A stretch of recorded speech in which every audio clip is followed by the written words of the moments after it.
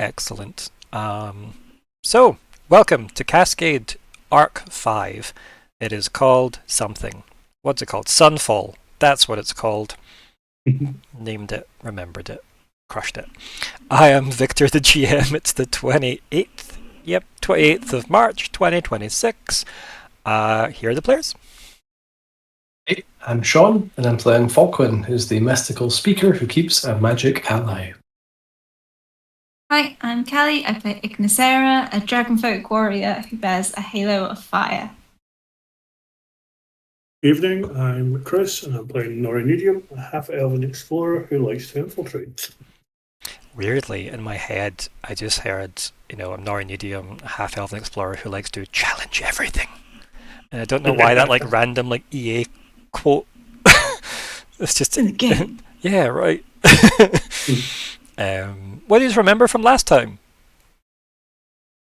Lots of talk. I didn't make many notes from last time. Oh no.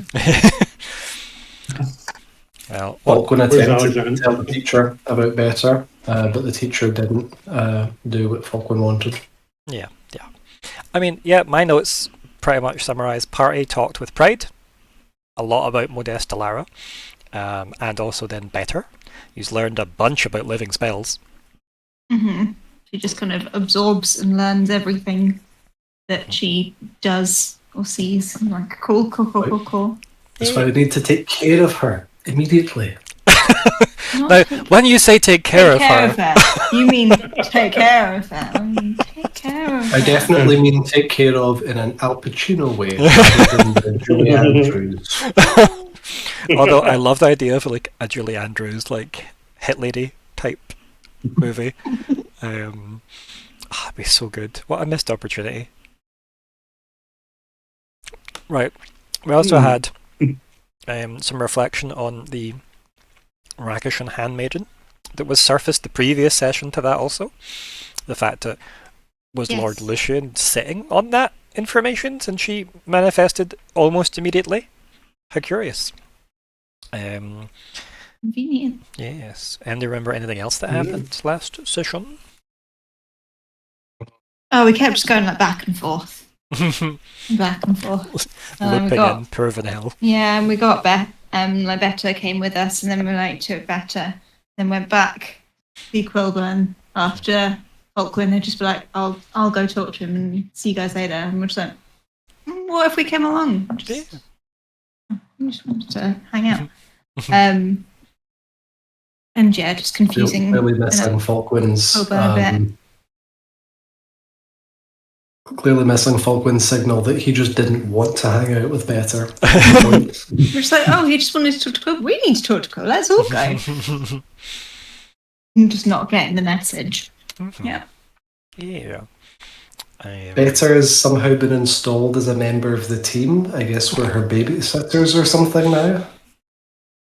I mean, she's a nice kid. Yeah, you offered her to come along, and I believe between a few of you, I think very much like Lockheart and I think Myr'ra putting in a lot of this is your choice, you get to make this call, you need to start making decisions for yourself, and you also need to learn what those decisions mean in the bigger picture, right? Like your accountability, effectively, that they're trying to instill into Better. Trying to give her some empathy. Yeah, right, maybe think about what that action might mean to somebody else, etc. Right? Exactly as you said, some empathy, some accountability, which the conversations that were had with Better last time seemed to go reasonably well. She seems to pick up stuff pretty quickly. Seems to be missing key pieces of information, but has picked up some things through context. So yeah, and then you were all told by Lord Lucian or Lord Lucius to go to the carriage at was it 5 a.m. or something, 6 a.m. You all had to meet up at 5 a.m. I think it was, or this world's equivalent time index, and then you all agreed to travel by his carriage. I know there was an opportunity for horses. I know. You wouldn't let him in the carriage though. I mean, I think with some convincing you could have twisted his arm, right? he seemed horrified by the idea of horses running around his beautiful carriage. And then you got down to the carriage, you stepped inside and seen that it was quite spacious inside, despite its outer dimensions. So definitely a very fancy magical carriage that Lord Lucian has. Yeah, and then we had a nice little cliffhanger ending on the revelation that Better had while staying with Myr'ra the night before, where Myr'ra shows Better the shards of the obsidian mirror that was made out of Sir Ethane's like broken armor. And Better's reply. Anybody else remember what Better said when seeing the shards of the mirror? Oh, that's where she went. Exactly. And then that's where we closed this session off. So again, we're still time traveling, even though I managed to get you back to the the point where you're meant to be on a carriage traveling towards the span. Why are you traveling towards the span? We're going to Eco Archiva. Yep. One of the Draconic cities. We're going to fix the sky shit. Yeah. Yeah. Mm-hmm. I thought we were going to solve some crimes. Well, that's up in Libratus, and it might be involved in some crimes / solve. Very much like take care of some crimes. Mm-hmm. That's why I'm going. Exactly. My camera show. It has, yeah. You look like you're like leaning in, or like leaning off screen for a drink.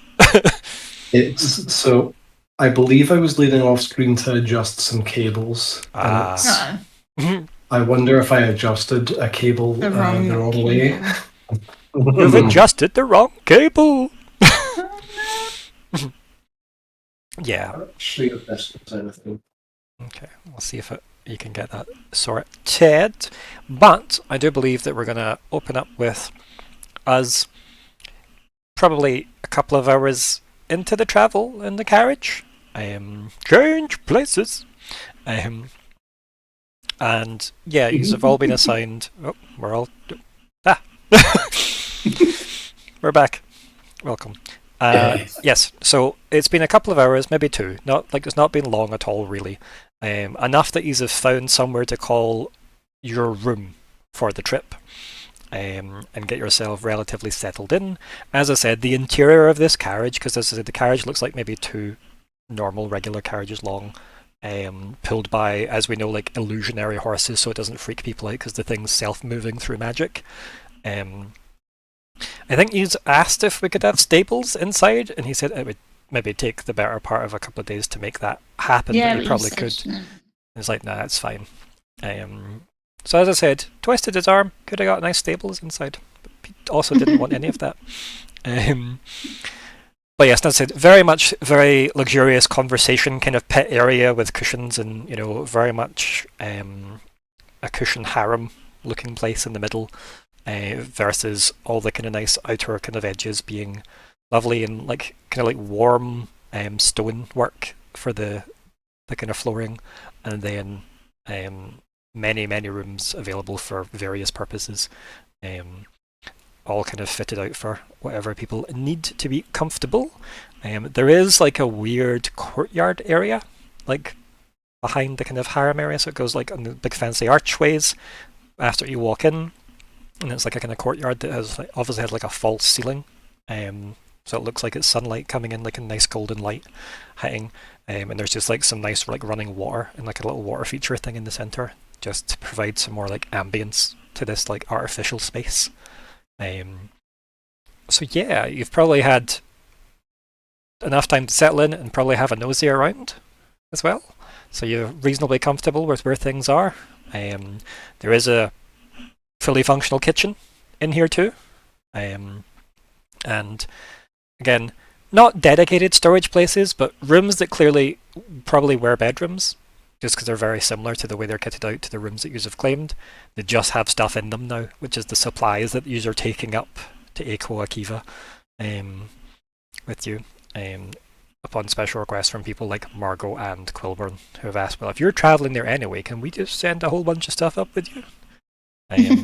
Especially since he could probably carry a lot more efficiently. And it does allow the 3 or 4 carriages that were assigned to you guys and actual horses, allowing them to be repurposed for other parts of, the city's projects that they're dealing with, such as the Namaj Neb situation, and also the fortifications of the shoreline and the Queen's Rise settlement. So quite a lot going on the continent, but you guys get to go up into the span.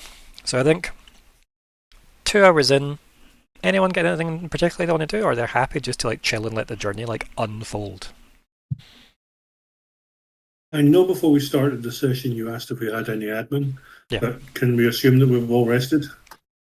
I mean, you would have rested overnight unless you got up to stuff during the night, right? You've had a whole night's rest. Yeah. No.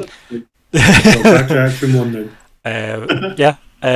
Whatever, obviously, if you don't get all your points back by having done all your rests to get back to the start of a new day, then that's just the way it goes. But yeah, if you've not spent much, you can assume you've probably got them all back, right? So 11 points. That's me all back. Pretty good. Pretty damn good. Yeah, so I could just use my 10 hour just to have used it. Woo! Yep. Yeah, you've done that before anyway. Cool. Yeah. And that's the same goes for any time you've I've skipped days or whatever. At some point you'll just be full again, regardless. So depending on how many days have been skipped, but you're probably all doing reasonably well again. Falkwin, how are you doing on the old points system? I am full. Excellent. So yeah. But yes, anyone wanting to do anything a mere 2 hours in it? Again, enough time to have settled in and had to wander around as a group or individually or whatever.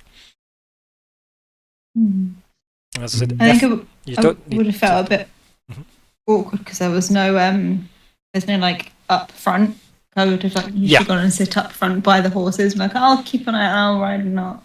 And now I have to. Yeah, and I think if you've voiced that concern at any point, like Lord Lucius says, oh, actually, one of these doors does lead to the front. I guess he'll say the front cabin, and it's just a random door that in the side of the courtyard. And it's just it looks like a big wooden kind of door that you'd find in the side of a castle wall or something. He just opens it, and then it leads to a wooden staircase where there's a hatch at the top, and it does. When you pop your head out, there's the outside, and it's just the bench seat where a fake, obviously, illusionary was it steersman or driver, I guess, for the horses, sits and then just looks at you and just goes, "Good morning." Good morning. Nice day for it. Yes. Are you real?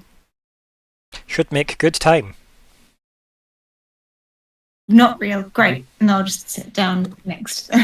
Nice day for it. How do I switch them off? Turn down the volume.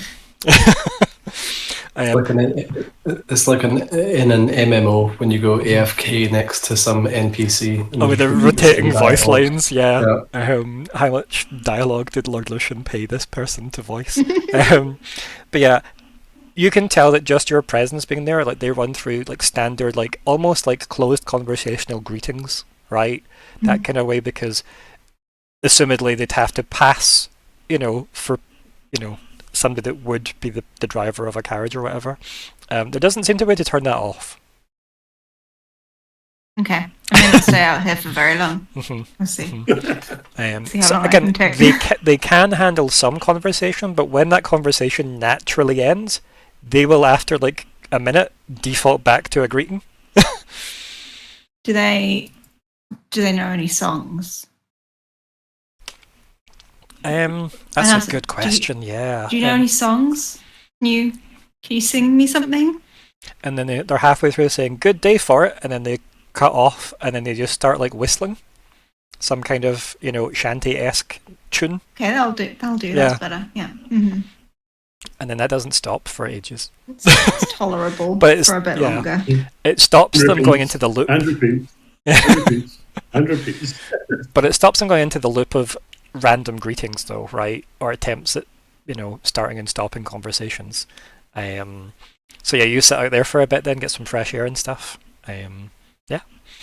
And you've not left Cascades territory yet, right? As in the Cascade City territory. But you're probably another 5 hours away before you hit the span, officially, the border to it. Anyone else get anything they want to do 2 hours in, or we can skip until we've been here for 7, quite frankly. How easy is it for Falkwin to avoid better in this? The place is huge. Yeah. Yeah. Okay. If you're in the central seating area though, that is the main kind of everybody chills out here type vibe. But there is a kitchen with seating that you could just sit at in the kitchen. There's the courtyard part that is next to the harem kind of cushiony conversation pit area, but it's not. It's far enough away with the running water and stuff that you could sit out there picnic style or whatever on one of the stone benches and just enjoy the fake sunlight as well. So, and also there's loads of rooms, right? I think there's at least 20 plus rooms of various purpose. And Lucian gave you the impression there could be more if needed. So, but I did say the internal space does have limits. If you're putting something entirely new inside, the stables, it would have taken obviously a day or two to readjust everything. And he seems to just have went to his room for the first couple of hours, and then after that, he's went and sat down, with what looks just like a bowl of dried fruit, as he's picking at it. Where would you like to be? Better is probably in Myr'ra's room currently. I'm probably just... I don't know. I don't really know what Falkwin does to amuse himself when he doesn't have Half-Elven to talk to. So he's probably generally a bit lonely. Do you seek out anyone? Ideally not Hannah or Alexander's characters. Yeah. Probably Nori. Yeah. Yeah. Nori, where do we find you?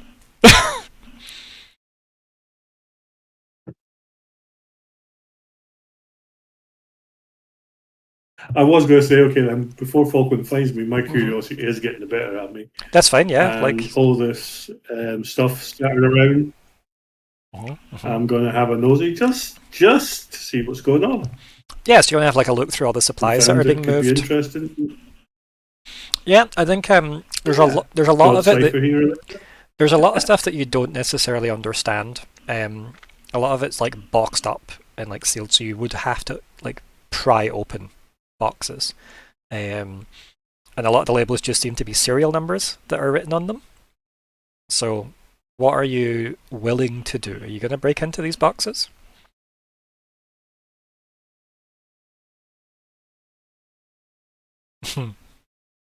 Oh, I don't think I will. Unless there was something that actually stood out. I mean, everything seems to be... It's obviously written in a way that they don't want other people to figure out what this stuff's for, so it looks very compartmentalized the way it's been shipped, right? I mean, to your knowledge, it's supplies to help you guys with the project. That's it. That's all you have been told. Presumably somebody on the other side will understand what all this stuff is for. But yeah, I think if you're not going to pry open boxes or stuff, after you've had a look at them, and there's at least 4 bedrooms worth of stuff that has been crammed into these places. As I said, Quillborn has made good use of Lord Lucius's carriage, just to make sure more things can get set up in one go. Especially since use will probably be, I mean, we don't really know how long the project's going to take to get off the ground, no pun intended. So I think that's going to be quite important for you guys to have as much supplies as quickly as possible, while Quillborn can justify sending resources up. As I said, Margot seems to have been quite involved in that process as well. A lot of the stuff seems to be dwarven in nature. From what you can tell from the way the serial numbers are written, they all seem dwarven as well.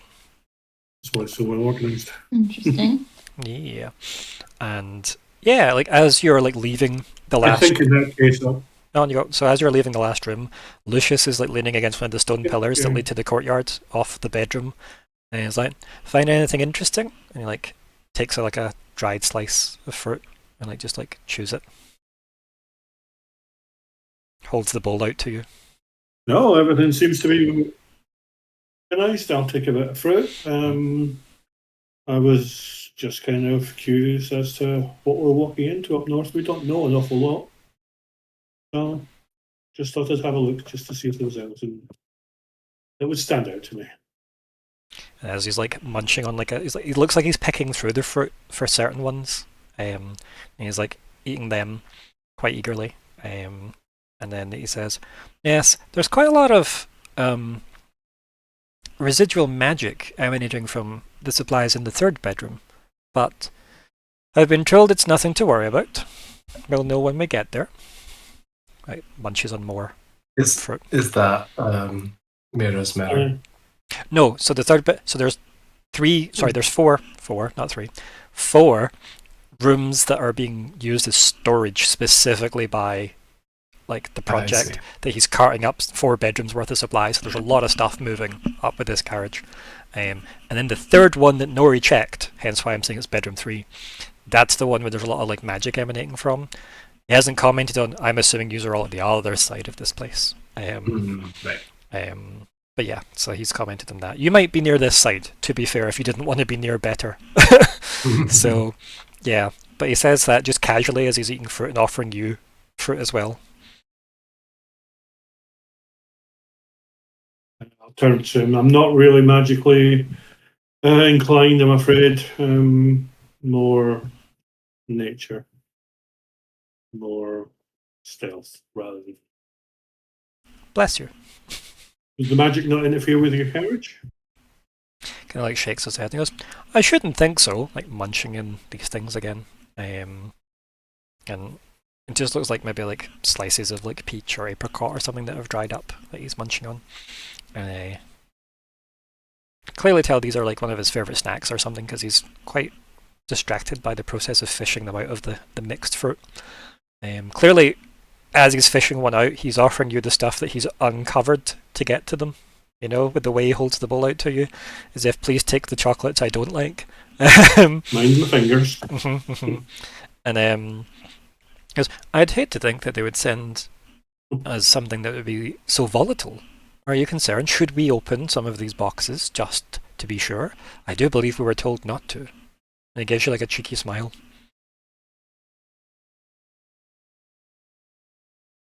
I'm very curious, but no, I think for what its potential uses are, I think I don't want to interfere with them. I think that's maybe for the best. Maybe we should stick to our own company and not go tipping over boxes that may tip us over in return. And he winks at you and kind of like saunters off back towards the cushioned seating area. Do you have a name for this place other than carriage? He looks around as if a bit puzzled by the question. He goes, never thought to name it before, but it's some kind of home away from home, I guess. And he kind of just shrugs. If you think it's something interesting to name it. Do you spend a lot of time traveling? And he goes, I travel quite a lot from my home to my current position as ambassador to the Gold Leafs.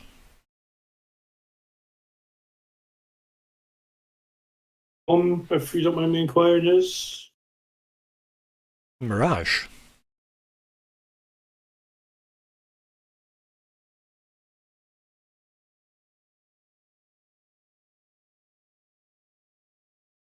How do I phrase this? What are you trying to and phrase? The carriage does that journey to the. yeah. I'm just curious about Mirage, as you'll know. And the carriage does that journey with you to Mirage and back, or? Oh, of course. Why? Does this stay on? Can you imagine somewhere safe to keep something as valuable as this? No, not at all, especially when I'm around. I see. And here's me, having let you inside already. More the fool I. I don't play with my allies or my friends' toys. And he smiles at that, like as if you've genuinely like reached him, right? Like kind of like smiles. It's not got that politician smile either. It does seem quite genuine. And he says, "I hope that you find something amicable to eat in the kitchens. Also, I am led to believe they're well stocked." And he like gestures with the bowl quite eagerly as he's fishing out more.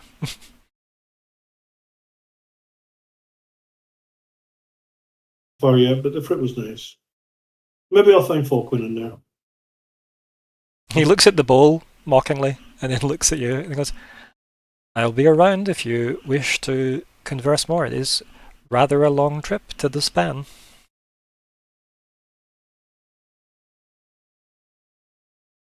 How long will it be?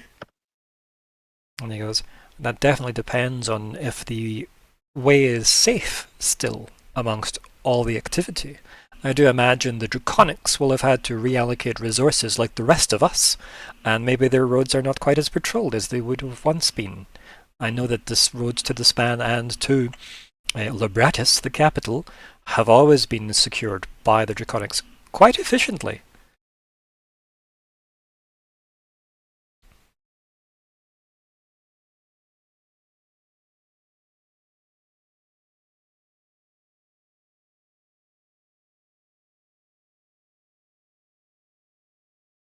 Any response for him there, Nori?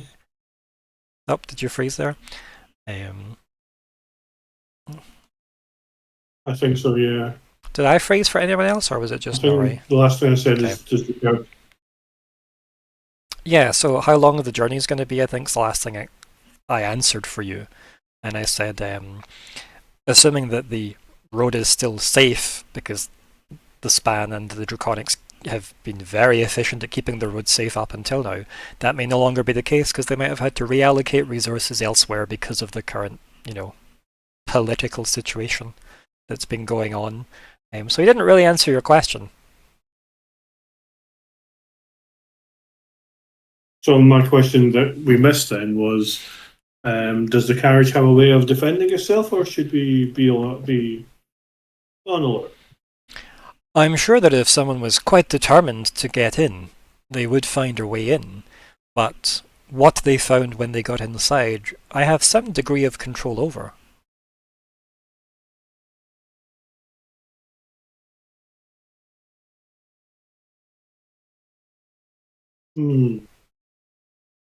Not Half-Elven. Well,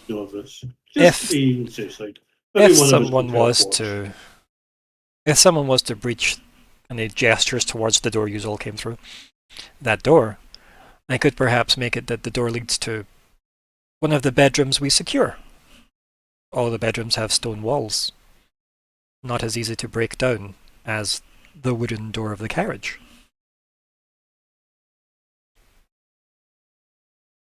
That's good to know. I'll let the others know that there are means of defence. And also, all of you, right? And he smiles.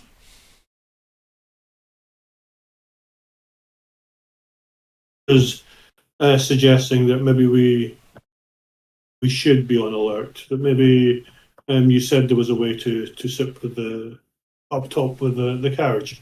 Maybe one of us should be watching out. And then he also shows you the door that Ignysera took to get out. And obviously it would just be a case of you climbing off the back of the bench that she sat on, onto the top of the carriage.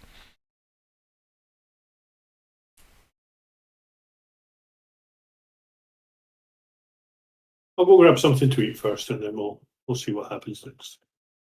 Wonderful. And off he walks. So, Falkwin, you find Nori in the kitchen.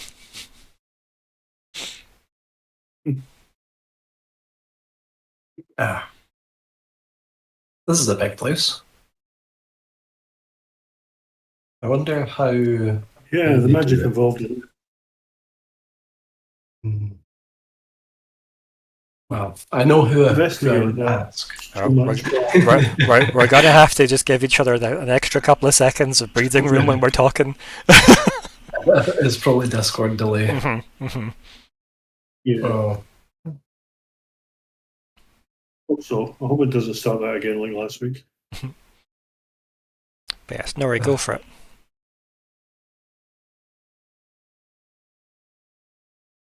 So I was going to say, I don't think we should discuss too much magic around better. I think the more she is contained, the better. We agree on this. God, I hope she's not too nearby. Falkwin kind of drops to a conspiratorial tone. I will say at this point as well, Ignysera, if you've got hungry with your time outside and whatnot, you could easily have wandered into the kitchen for this too, if you choose to. Yep. Yeah, I probably would have wandered in at some point, and conveniently, maybe at the same time. Yes.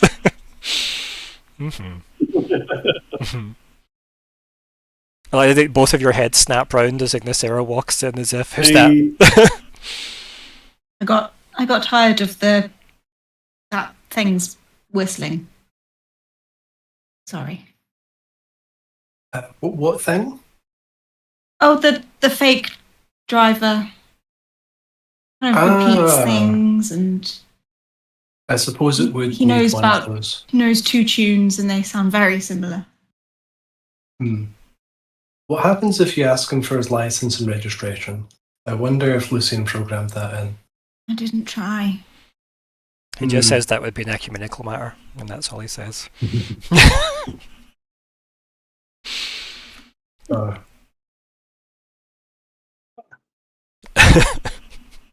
May tell whether the cows are small or far away. These cows are small. That's the third Father Ted reference tonight. Wow. Oh, but yes. So, conspiratorial conversations about better.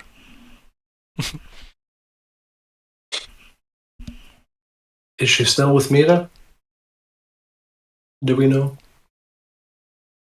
That's where we saw her last. No, better her than me. Are you going to be making an awful lot of those kinds of puns? Oh, good grief. I think it's very Falkwin to not notice that. It's good.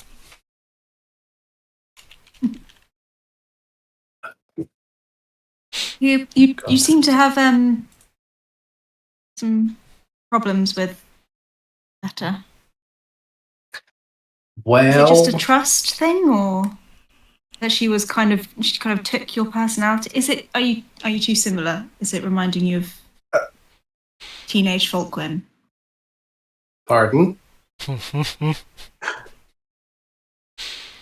No. I dislike Better because she lied to me, she used me, she lived in my head, she threatened to murder my best friend.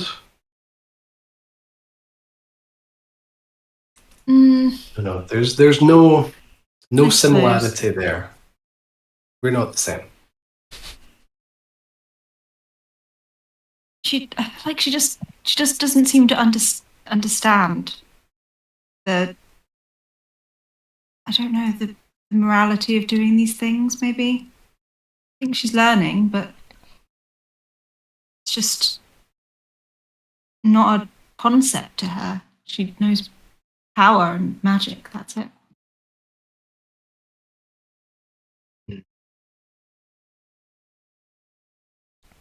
Yeah, it's one of those things. Listening to, reading between the lines and listening to what everybody's saying, it's tough to know her position on anything, or what our position on her should be. We understand, obviously, about Half-Elven, but there is a new light. possibly dangerous life, but we're all dangerous in our own way.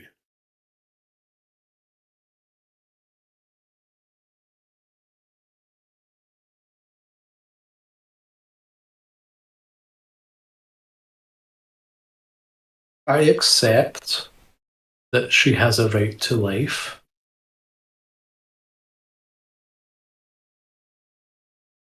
That's all for now. What extent? I mean, yeah. Like, Falcon's maybe even a little bit begrudging about saying that. Like, he can But recognize... it's a step in the right direction. Yeah, he can recognize that Better is an entity with agency. Well, as far as he's concerned, she's done him a lot of wrong personally and hasn't really done anything to atone for that yet. I mean, it also has been a day since that happened. Also, so it's all quick. Do you know what I mean? Super duper quick.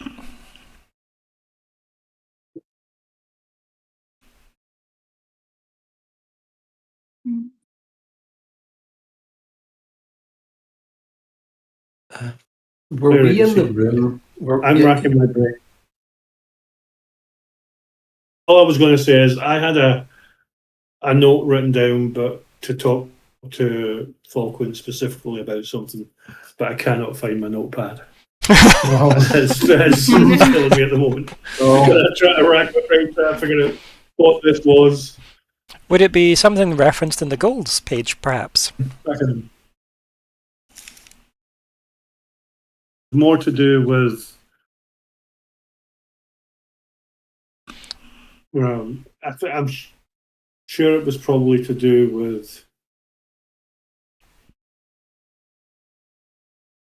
terrifying that Alban could have been absorbed by Better. Wasn't that exactly? There was something. She absorbs magic, as she just absorbed Aluben. Much the same as Kyril going into... Yeah, the fake queen. I think as well, we know that Aluben can absorb magic as well. Right? In a different sense, I guess. Like, we've seen Aluben absorb, like, magical energy. Whereas it seems like Better kind of absorbs, like, the concept of magic. Yeah. And, like, learns its, like, fundamental components. And obviously the only other thing we know that Aluben has done is obviously utilise Modestellara's attempt at killing her. Which technically was successful, right? It did lose her corporeal body, if not her metaphysical one. I wouldn't say she's got a heartbeat at the moment. Yeah, do you know what I mean? So, Modestellara, is that a dig? Oh god. I just enjoyed the double meaning. Did I just pick a heart piercer pun as well? Oh, it's a triple threat now. We're just saying Modestellara is heartless. There's also a heart piercer reference in there somewhere, and also really it was about Aluben not having a heartbeat. But yeah, it works. You know, it all works. But yeah.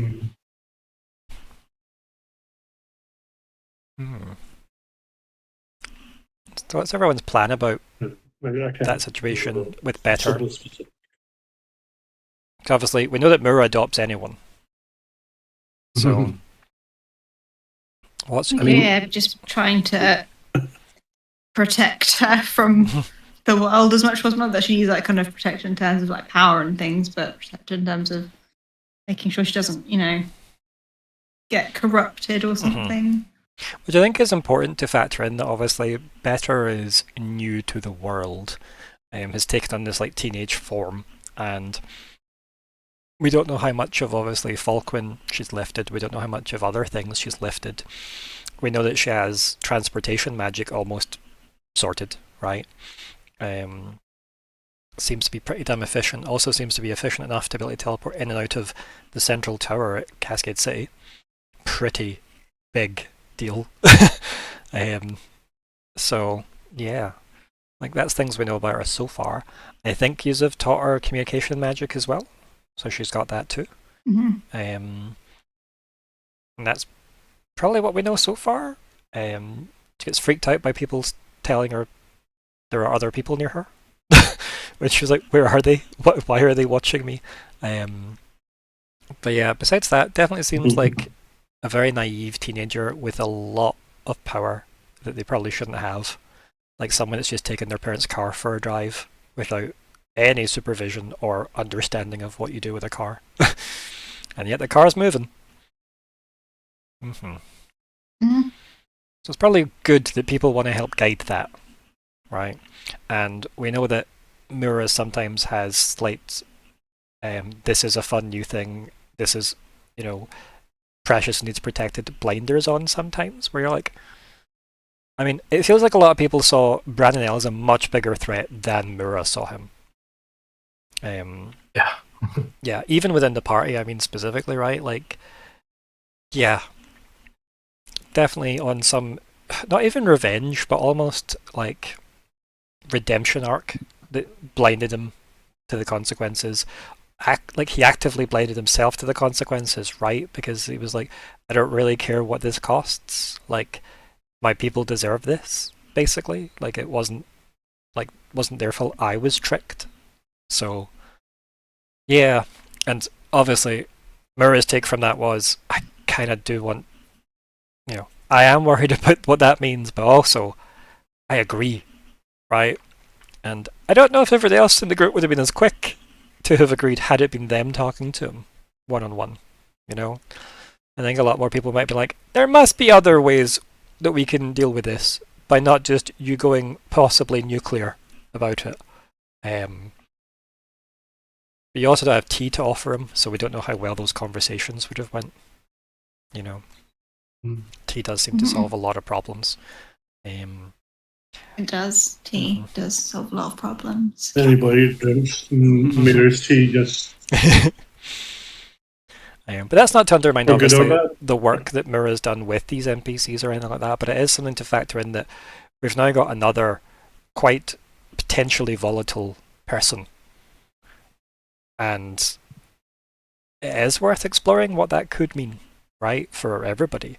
And like you said, Ignysera, if somebody gets their hands on her or manipulates her into believing their way's the correct way, again, I said very upfront, like, we know the Solar Emperor is incredibly charismatic. Like, yeah.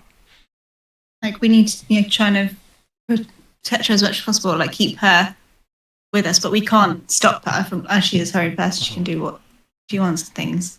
So we need to, just try and guide her, because she could become a nuke, essentially. Like, she has a lot of potential to cause a lot of problems. Or also do a lot of good as well. Yeah, so for sure. It's and like, her entire nature is about harmonizing and balancing magic around, like, herself, I guess, now as an embodiment of the equation. And the thing you kind of need to happen in the world is a big harmonizing crystal needs to exist again, so that you can make sure that all gets nicely smoothed out. It's probably the biggest thing we have to help create or stabilize or something. Yeah, because I mean, who's to say that the Solar Emperor, if indeed he has said alleged crystal, who's to say he wouldn't try and destroy it rather than see it returned? He also just might not know the implications. I think I said this last time, but if I didn't, he also just might know what that means for the world. Right? Taking that. So, I mean, possibly someone you could go there and be like, so, you're gonna blow up the world, but you live in the world. Do you want that? It's a good logic to use, Because arguably it'll just be like 7 devils floating in space where the Earth used to be. Hang on. Falkwin now has probably the most powerful of the communication artifacts in the group, in that it's just a two-way link that you can open up. Right. could literally just call the Solar Emperor. Have we met enough for that to be valid? I think based on the weird rules of these like communication abilities, were you in the room in the Grand Council chamber when he was there going, oh, there's an empty seat? In fact, there's 2 empty seats. Maybe I could have one of those. I think you were. I was. Yeah. I was also scrying on his boat when we were on Dinosaur Island as well. Yeah, no, I'd say even just from the council chamber alone would be enough, right? I am as like you were close enough to him, and he obviously did try and absorb the room's attention as well. So, yeah, no, I'd say you know enough about him as a person to try and attempt communication. Should we? And to know Lockheart to talk you out of it or into it. Because I feel like Alexander's response would be, I wouldn't do this, but you should. Oh. To what end would you want to communicate? That was the very question I was going to say next, Chris. Yeah, to what end, though? Yeah, indeed. Like, I mean, I never really considered that the Solar Emperor wouldn't have any idea of the implications of what he'd done, because he seems pretty on top of things. Mm-hmm. And, like, if nothing else, you would expect the diplomatic channels of Cascade City and, like, our continent to have already tried this. I mean, and like Sloth being with them. So, what you know about the diplomatic efforts from, because a lot of you are quite tuned in, obviously, what you know so far is you can't just go out and accuse them of something this big without more tangible evidence, because it may cause them enough reason to go to war, which has not been declared. And Cascade City and Kale, the continent, do not want to go to war during the magical disharmony, right? Because obviously a lot of magic will probably be used during a war, and that would expedite the cascade. So it'd be very embarrassing being on the battlefield and then running out of magic, and then watching the planet blow up. In that order. It would be very Solar Emperor of the Solar Emperor to suddenly swoop in and be like, hey guys, look what I have. I'm your savior. Puts the harmonizing crystal onto Nemagenem. It's like, hey, you all should worship me now. Yep. I solved your problem. What's that? You accuse me of what now? What evidence do you have for such accusations? I didn't cause this. I solved this problem. There you go. Right? That would totally happen. Yeah. He is the right type of asshole to do that. And think how much more powerful his ego would become. Slowly but surely insurrectionist groups and Kale start to worship him, you know? Mm-hmm. Just saying. The war within. Oh goodness. We're in Warframe references now. Warframe. Well, I mean, I think the war within's vague enough. I think even is there not like a WoW expansion called that too? Probably. Oh, that is the next expansion, I think. So yeah, there's probably a million things with the war within. Probably many crime books. But yeah, like these are all things to worry about because we know that he's not exactly got like a chained ego, right? He's very unchained when it comes to that. What was that? Sorry, Nori. I say what's kind of going through my head is we have contacted so many powerful people through these rings and had an alright response most times. I don't know if that would be quite the same with the Solar Emperor. There'd be consequences to going directly to him. Or is that just me? I mean, it's not it's a very valid concern, right? I mean, he was polite enough at Myr'ra for like weirdly interrupting his meal with Sloth, but that also was Sloth's doing. So that might be factored into how welcoming Sun was to this uninvited guest, that Sloth invited. Because do we think Sun has an ego enough to take on one of the immortals? The Celestials? Right? Yes. I mean, he does call himself Sun. Yeah. So, yeah. If Falkwin was going to go down that road, that would be my warning. You might be successfully talking him out of it here. It was, oh, hey, I could do this. Yeah. Maybe I shouldn't. But again, what would be... would it be with the aim to tell him, by the way, do you know this is the consequences of your actions? Right? Yeah, like, I don't know if Falkwin is that bold. Hmm. I mean, okay, Falkwin's quite bold. Yeah, but there's being bold with maybe not people bold in around that you, way. and then there's being bold with Yeah. the scope that covers. Because, I mean, to us he's an Mhm. NPC, but in universe, right, within the fiction, he's quite an important figure, right? And the implications are planet-spanning rather than just you annoyed like a tutor, you know? So it is a bit different than, like, you know, speaking your mind versus potentially inciting retaliation.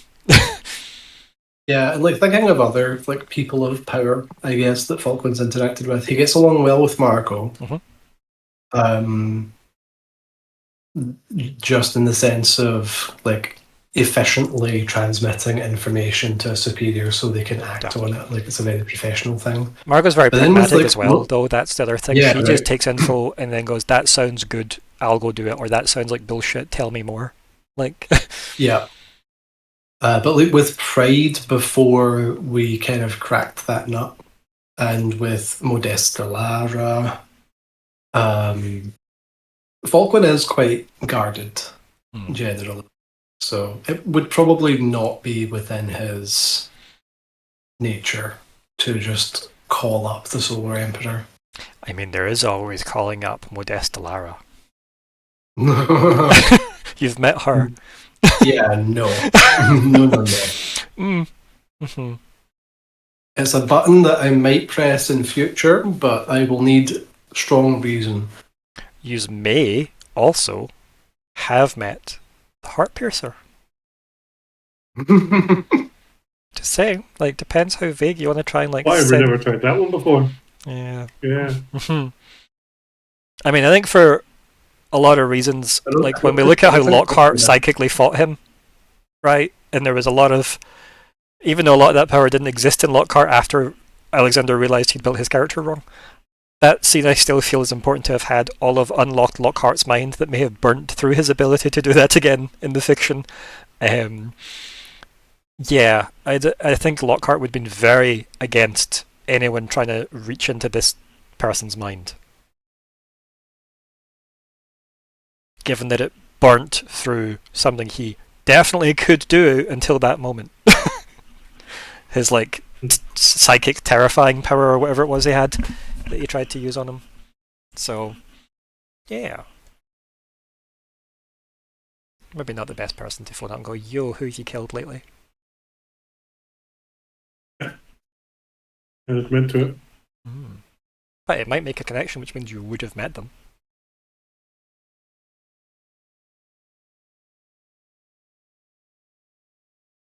Although I would probably say if you're thinking about, if in your head you think, let's say you thought Vermi was the Heartpiercer for whatever reason, right? And then you're going, oh, let's try and test this theory out by, okay, everything I know about the Heartpiercer, I'll try and contact the Heartpiercer. But you think it's Vermi also? If your like core beliefs have that, you would just contact Vermi with the way the rings and stuff work, right? So it might not tell you anything useful other than your own bias. Like, would Falkwin just go straight to Modesta Lara if he tried to phone the Heartpiercer because he believes it's well within her capabilities? Right? Who knows? Right? We don't know. But that would be something to consider if you were to go down those routes of who he's wanted to phone. Also, Modesta Lara did scry on Mal'Manus and got blinded. So, these are other things to consider about phoning powerful people. the defenses they may have to stop unwanted conversations in their brains. Yeah. Mm-hmm. But you can imagine a lot of people in power or magic have these abilities and stuff and use them all the time, right? Especially across continents and stuff, right? So maybe they've got call waiting, you know? An answer machine. Yeah, do not call between these hours. Exactly. Do not disturb. But yeah, so is there a plan off the back of your communication powers, or even just what you want to do with better in the meantime? Well, I think with better,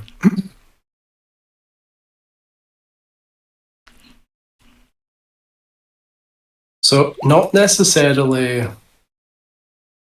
against better, but I recently got a new power, I guess inspired by Falkwin taking a more martial path of life, I guess, with the inspiration to go join the warlocks.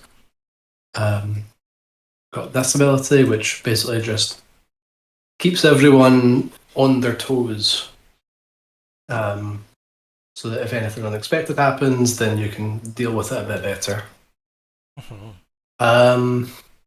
I would probably not include better in my definition of allies. I see. When doing this. Okay. Yeah.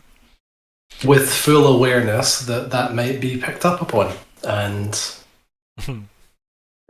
lead to scenarios, but yeah, in the grand scheme of things, Falkwin doesn't really care about that.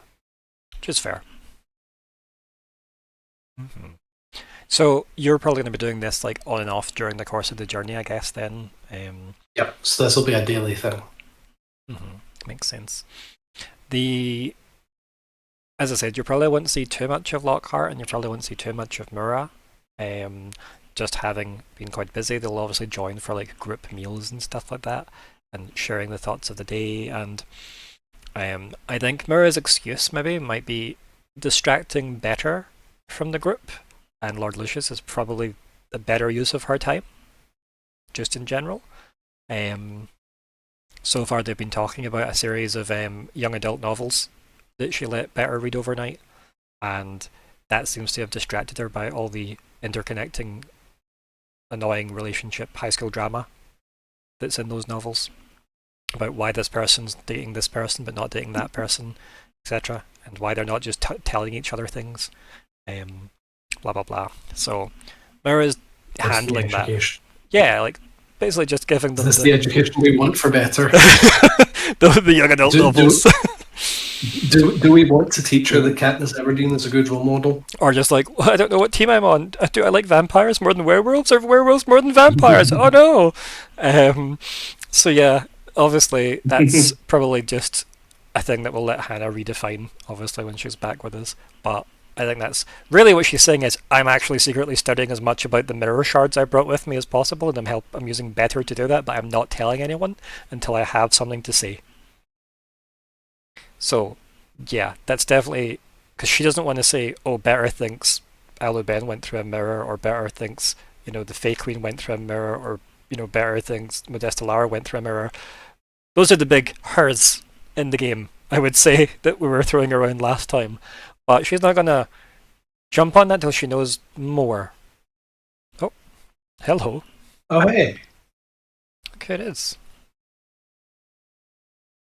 Maybe. If there's audio. Do you need to redo your I need to make a whole new one now. A whole new one. I can't do that till his camera comes on. Hello. Yep. Maybe. Can hear the clicks. He's on roll 20. Okay. Hello. Now I need to adjust everything. Hi. Let me. Very sorry to be late. That's okay. Let me make you a space. I can fit you in. Glad I didn't delete these. There we go. There's another one I can relocate. Are you gonna stay there? Probably not. So Chris, your camera has broken. Oh, it's back now for me. It's not for me, interestingly enough.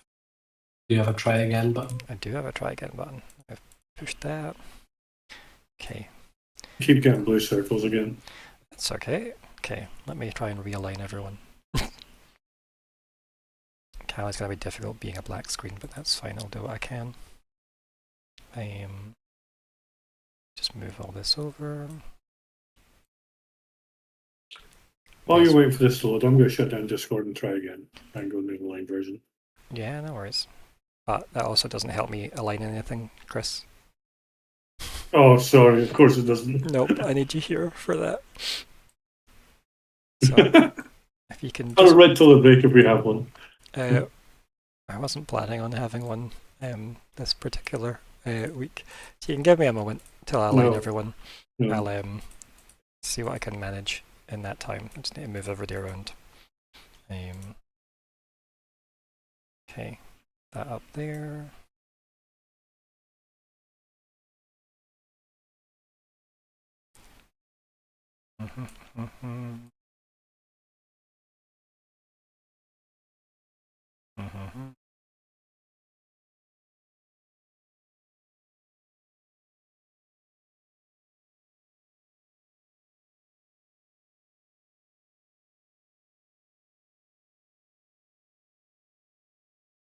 Okay, that's 2. 1, 2. Undo that. Alexander, you can go there.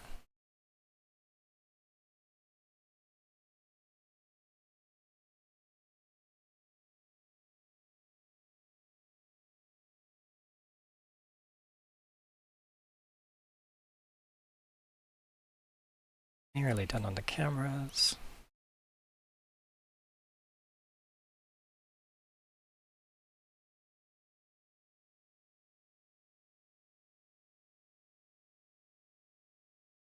Scientifics Sean.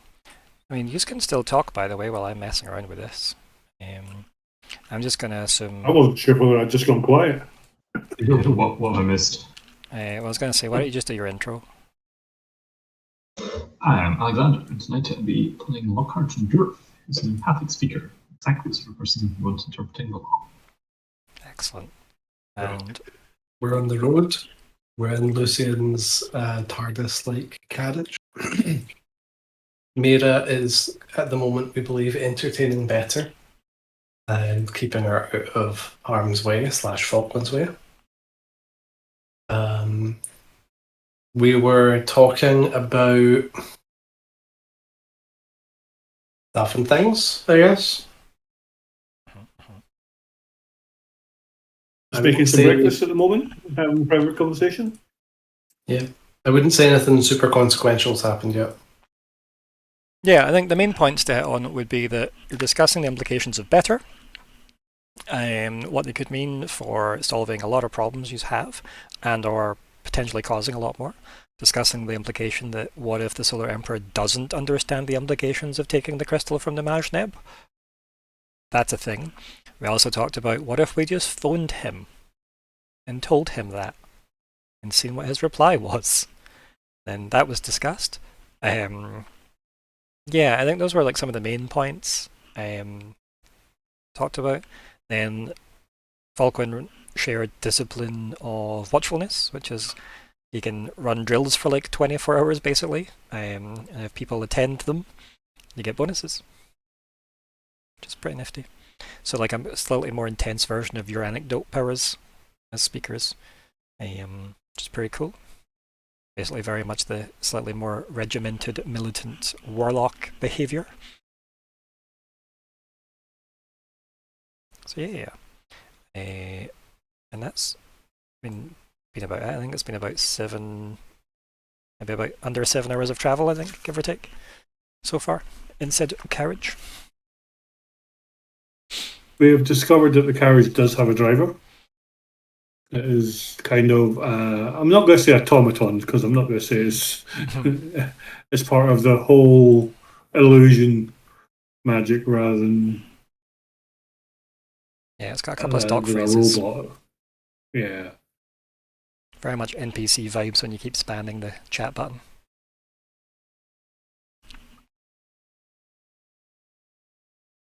But yes. Otherwise, that was really it. Well, we know some magical items are stored in room 3. Yeah, out of all the bedroom spaces that exist in this place, they have very much given like 4 like big spacious rooms worth of they allocated that to like transporting a lot of materials between Quilburn and Margot, because when Lucian offered to use his carriage, Quilburn was like, yes, that is entirely allowed because I can ship more things with less resources. And less risk given that he's going to be there and you're all going to be there. So there's 4 bedrooms worth of stuff that Nori was tempted to rake through, but then chose not to burst open the crates. And then Lucian outside was like, there's actually a lot of magic coming from bedroom 3 if you want to go have a look. And then they agreed not to. This somewhat implies that there is still quite a lot of work to be done on some. Yeah. Yeah, you are there to see the end of the work, basically. And to be effectively, like, indoctrinated is the wrong word, but really it is that. Like, you are there to basically, like, finalize things and also get to know the project that way. Like, a very hands-on approach, right, to finalizing the project itself. Yeah. So I guess, I mean, I'm going to assume that you've probably spent a lot of time in your cabin/bedroom that you claimed for yourself, looking over the documents you were handed by the admin office for Vermi that you'd asked them to look into. So you've probably spent a bunch of time looking through whatever they've given you. Would you like to roll to find out if you've learned anything? You must have a skill for admin. Yes, I do. Imagine.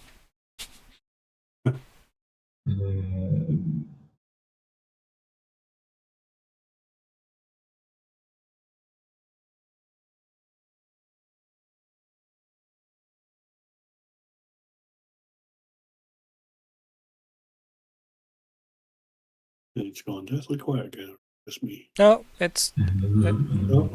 has indeed. I'm panicking now every time it goes quiet. I wouldn't worry too much. We're good.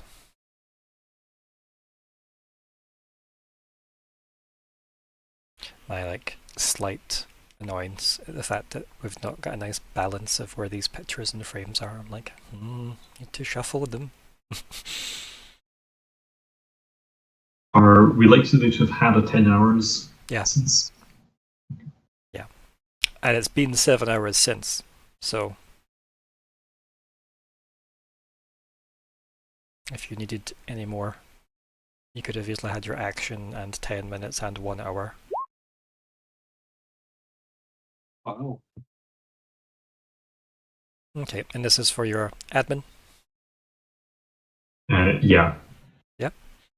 Now, the information that they have compiled for you,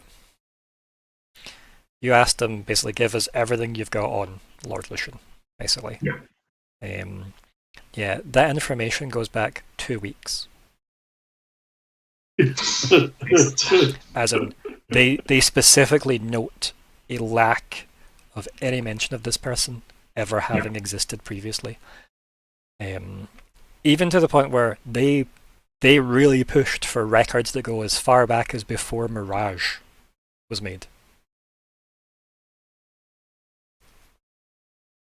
And there was no mention of any, that also just because that could just be that he wasn't that old.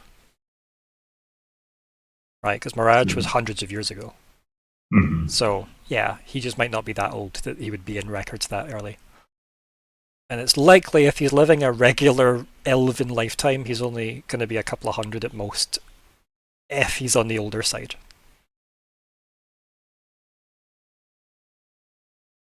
Now, while elves live longer than normal people, they are not meant to live, thousands of years.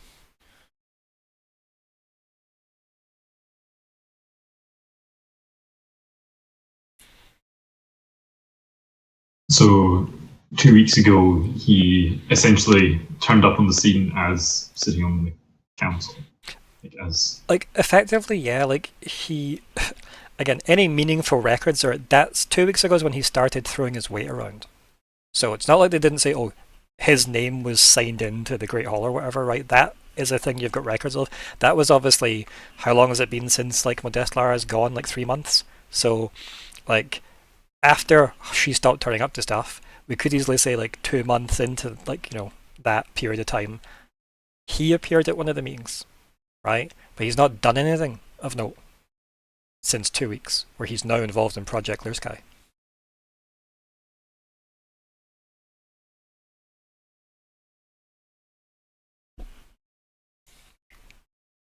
But there is no record of him before that. You could ask lots more questions. You got a 20, and you get a major effect of some kind. You don't get paper cuts. I cause paper cuts Yeah. in the next person.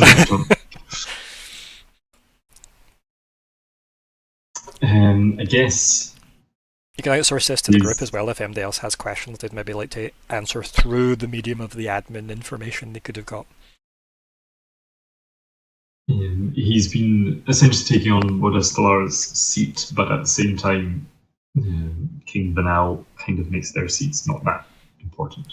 I mean, it would still take them as advisory, right? But he seems to be on a different page from other people for obvious reasons. He's had a lot more of a objective view of the world, unlike them. And we know that Erdoarnon, the Bronzebark King, isn't as old as Lundoranthil, because Lundoranthil was also in the Fey War. So they are definitely older than they probably should be too. So he's been. Do we know if we know Quilburn started Clear Sky a while ago? Yeah, quite a few months ago. And did he ask for Lucius to be brought in, or did Lucius find out about it some other way and ask to be brought in? You're not really sure of that, other than at some point Quilburn signed off on Lucian being involved. That's all the records that you would have access to. Obviously, you could ask Quilburn more about that personally, since your ring's recharged. But also, it might not be something he'd have wrote down, right? Because it could easily be me and him went for a drink and I got a good vibe. Yeah, he clearly knows stuff that would be helpful. Yeah. We know he's incredibly talented magically, right? So, yeah, it's hard to say if it would have been anything more meaningful than just he's got the raw talent and apparently the authority to sit on Modest Lara's seat. But she's not been there to say he can have this seat.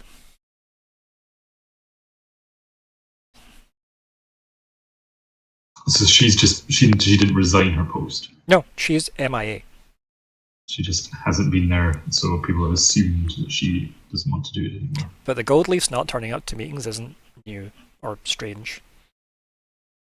The fact that she's been involved recently is because of, well, no offense, but a bunch of main characters turned up and started doing things. So, yeah, that maybe meant she had to attend more meetings.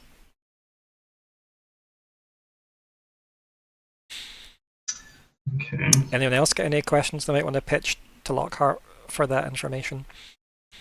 I don't mind if it's slightly related, if I can justify it in my own head to make it be like information you might get just on the way to the question he asked about Lord Lucian Goldleaf, but obviously if it's a bit too wide, I wouldn't be able to answer it. But it is a nat 20 and a major effect, so I'm willing to have a bit of scope here. If anyone's got anything they want to suggest. And obviously, if Ignysera suggests anything, you are muted, just in case you have forgotten. But that's okay if you're still munching away.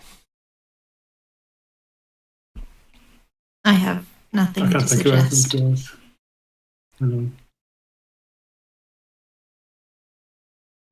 Is there any? Has his carriage been there as long as he has? Has it got parking tickets or something? So this weirdly came up earlier. I have one. Yeah. 1 second then, before you go for that, I'm just going to finish that. So Nori actually asked Lucian about the carriage, and he seems to take it back to Mirage with him. He seems to travel to and from Mirage with the carriage. He did suggest where should I park it, where would be safe, was mentioned. So no mention of parking tickets. But he does seem to travel from outside the city in. Whereas Myr'ra appears in the city. So, was there anything tying or linking or even mentioning Lord Lucian in relation to the execution of any Goldleaf elf? That's not something the human admin would have access to, unfortunately, because okay. from Modesta Lara, not Modesta Lara, sorry, from Aluben, that all happened in Mirage. Right. Okay, just checking. No, I think it's worth asking though, 100%. It's also something you could ask him. You could be coy about it, maybe not you, but somebody could be coy about it. We've got somebody like that in the party. I mean, we were a bit suspicious just because of Heartpiercer as well, but I don't think there's anything we're going to be able to glean that would link anything together there through this. I mean, there definitely isn't any like knowledge of him randomly wandering Kale or anything, right? Like, he does seem to have potentially been born in Mirage, since there's no records of him beforehand. Came here to almost fulfill his civic duty to listen to other people rule. So, and he's pretty good at magic, as we've seen. But he clearly doesn't have a lot of... He's not overly zealous towards Modesta Lara. No, he definitely seemed quite protective of the concept of her when you mentioned somebody might have a higher authority than her. And he was like, well, I'd have to report that. You know? It's because he wants her job. Yeah. It does seem like that. Or at least he's happy to be that job, if that job was available. He definitely seems very on the fence when it comes to, that's my queen, how dare anyone talk about someone being higher than her? If she's corrupt, we have to get rid of her. But is that the same topic as why has she lived so long? I would have had that job if she wasn't 800 years old. Do you know what I mean? And the worrying thing as well, right? Obviously, I know ages are quite vague and stuff, but given it's been 900-ish years since the Fey War ended, we also do not know how long the Fey War lasted. And that's the problem a lot of people that lived through it have, is they don't know how old they are anymore. They know they should, because I think Modesta Lara said this as well. I shouldn't have lived this long, but clearly I am still living, and thus I should be doing something with that life. Was her view on it, at least. But she's fully aware she shouldn't be alive. But again, she doesn't know how much time she lost during the Fey War. Nobody does. That's some weird blip. So there was time before it, time after it, and that middle bit's unknowable. I think the only other person you know that was in there besides the devils would be Lundaranthuil, the leader of the Silverthorn Elves. And Vanel. Oh, sorry? And Vanel. And Vanel, yeah. Yeah. In my head, I'd weirdly wrote him off, even though he's clearly, one of the major people that you actually have good connections with. But yeah, out with that, the only other person would be Lundaranthuil, who you haven't really had any contact with. I've been in the same room as him, but that's been it. So, what was the outcome of Lockhart's question about Lucian? He's been around Cascade, but not really in the foreground until the last few weeks. Basically, he started making himself known in the last 2 weeks. And there's records of him starting signing into the Grand Council meeting chambers, but a lot of that information's not allowed. He's obviously Lockhart's got access to it, but he's turned up, said he represents the Goldleaf interests. Vanel said, cool. everybody else was like, well, if it's good enough for King Vanel, then who are we to argue? Maybe if you asked Margot, or Verme, they might have other opinions, but, for now. And I think Quilburn may have had reservations until he got into a magic-based conversation with Lucian and then probably got lost in the ideas that they could share with each other, because they're both incredibly talented wizards, right?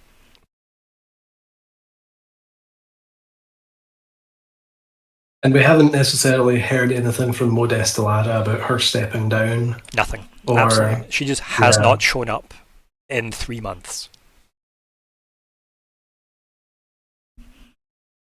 But you all suspect she's on a boat somewhere with a big crystal. Mm-hmm. Or at least was 3 months ago. What was that, Nori?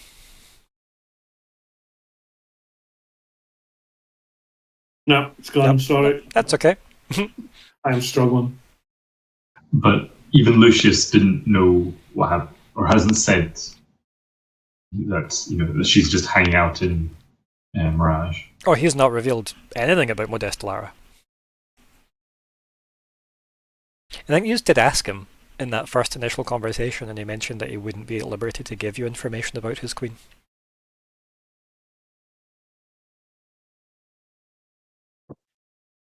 That or that's the answer I prepared in my head if you had asked. One of the two. And did he have to register to sit at the table? I mean, he signed some book that they could track, right? Some kind of sign-in book for who attends the meetings, and obviously somebody must take notes for those meetings as well. They don't stream the meetings to Twitch, as we know, so... Yet.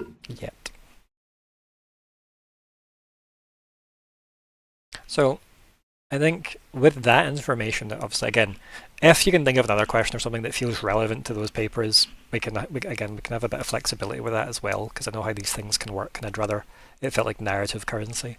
But I think with that, you take a break from your intense studying of every record, probably more views of the records than probably were necessary, because you're desperate for information to come out of the information that you have. But sadly, there is nothing suspicious other than there was no handover, which isn't necessarily needed, but it's weird it's not there. Nobody has vouched for this man. But then who could? So that is a strange place to be left with Lord Lucian just all of a sudden. Somebody could just be wearing a really fancy illusion. This could be a dwarf with some cool illusion magic and nobody would know.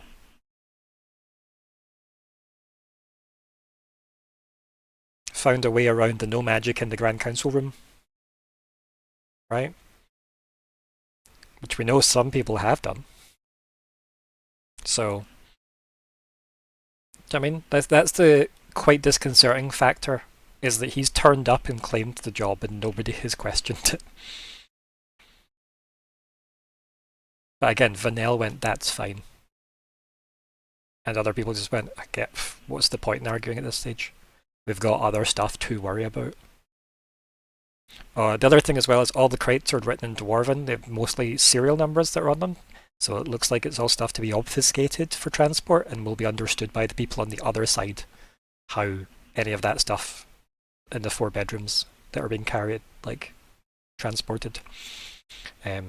Which is normal because Margot has obviously said to you guys she was dedicating resources to this project, her and Quilburn, for Project Clear Sky. Then if we know there's a Dwarven resource contingent, makes me curious just to wonder if any of the refugees might be in these boxes. Yes. Hey, if they're looking for a way to get from the short mountains up to Span in an easy way. Yeah. So, what's the plan? I think with that, Lockhart can walk into the kitchen area to obviously get himself some kind of food while you are all sat around the table slightly conspiratorially, as every time somebody walks in, your heads all dart round.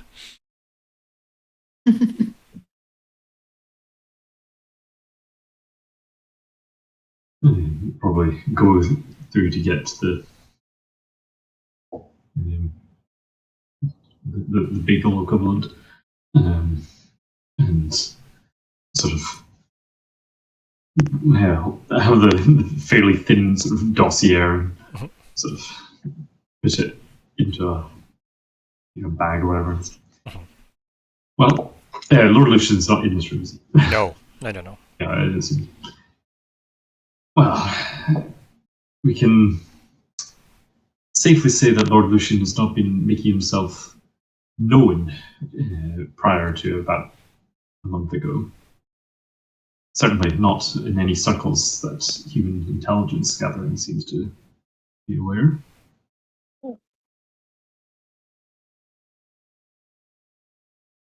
The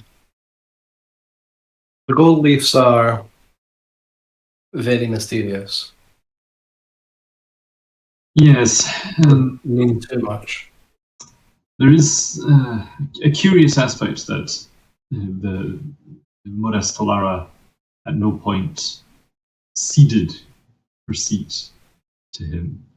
It seems very much that he has walked into the position, and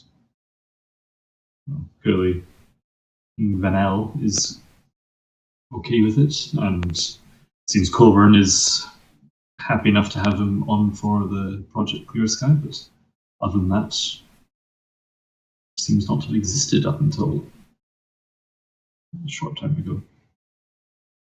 I mean, I can see King Vanel's point of view, because it's not Modest Lara's seat.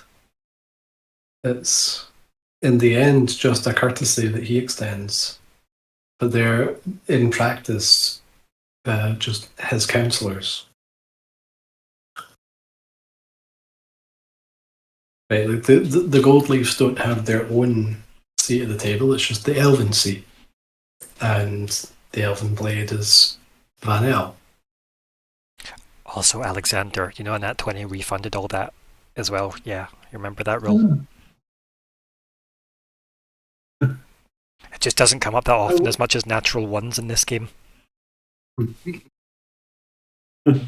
Yeah.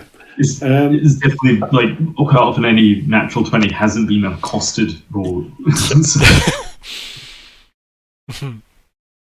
It would be interesting to talk to Lord Lucian about other gold leaf elves. There's one particular murderous one on the loose that we're, allegedly a gold leaf elf. That would be, but would be interesting to see if he had any thoughts about that. And of course, I've got my own motivations. Falkwin probably didn't even need to say that last part out loud. Everyone probably knows why he's interested in learning about gold leaves. I think as well, though, you did ask him about the heart piercer in Colburn's office. And Yeah. He did talk a bit about it, but he mostly said, why would anyone do that? And also, where's the evidence? Let me look it over. I'd love to help solve this problem. He's also then insight rolled on him, and he genuinely seemed like, was it when it came to him saying, I don't touch blades, it's not my style? There's a difference between interrogating him about what he knows about that specifically and asking more kind of general questions like, is there a problem with crime in Mirage? Do gold leafs ever get punished for crimes? When was the last execution? Very, very natural, progression of conversation. Definitely nothing he would ever get suspicious What's over. a high crime in your society?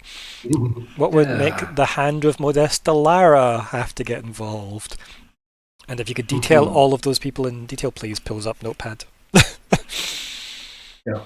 Do you have a current address, perhaps? Nori? Speaking to the group, I'm going to say, do you think he'd tell us Modest Lara's location, or if he even knows it? Be interested to know if she's in Mirage, or still down here, or up here, wherever Mirage may be. If I was to guess, I think he would playfully dodge the question. That feels like an attack, Sean. Me playfully dodge a question as an NPC. I think if Modestolara wants us to know, then we would. And if she doesn't want us to know, then he wouldn't tell us. So. But that brings up why is he here then? If he must know something, he must have been told to come visit from Mirage. I am uncertain somewhat the order of events. We know that Clear Sky had been in the works for some time. I do wonder if he knew about it before it was revived. I wonder if his appearance in Cascade City was not premeditated in that view. If he got himself a position where he would be most useful, now is on a mission of great import. He's also like 2 rooms away, if you did want to ask him. He's lying on some cushions, eating some dried fruit currently. Do you know what I mean? I think we still have this thing where like we as players don't fully know him and don't fully trust him yet, even though you've been very clear that our characters do find him to be trustworthy. Oh, I've never said your characters find him trustworthy. I've said that every other person he's met likes him. Oh, sure. Okay. They find him polite and nice. And I feel like he's been polite and nice to all of you. Suspicious. Suspicious! Burn the witch! Yes. So... I mean, that's not suspicious, but like, you know, the showing up out of nowhere and usurping your queen's authority. Yeah, the queen you don't like. Maybe qualifies. Yes, but still, it's the principle. We maybe not like what she did as a queen, but damn it, she was the queen, alright. Yeah. Like, what I love as well is you have so much faith in a gold leaf elf and hate every other gold leaf elf, and I find that amazing from like a psychology point of view. I mean, they're currently very shadowy and mysterious. So every other gold leaf elf is not to say that I hate all gold leaf elves or mistrust all gold leaf elves by default. It's just that out of the 2 we've met so far, they're a bit spooky. Yeah, that's fair. Surely you mean 3, right? Okay, Aliben's also a bit spooky, but I trust her. Yeah, I like it. It's good. Do you want to go, like, bring Lucian into this conversation to perhaps pose some subtly phrased questions at him over some food? I don't know if I'm capable of subtly bringing up Aliben's execution. But maybe... But the group know about that, so it isn't just on you to do that, right? You could easily ask them to be like, how do we phrase it? Yeah, what's the direction? What's the plan? Keep in mind as well, you'll still have your telepathy on, because I feel like Myr'ra would have kept that going as long as possible, right? So feel free to have telepathic convos if needed here as well. Yeah. And like what's...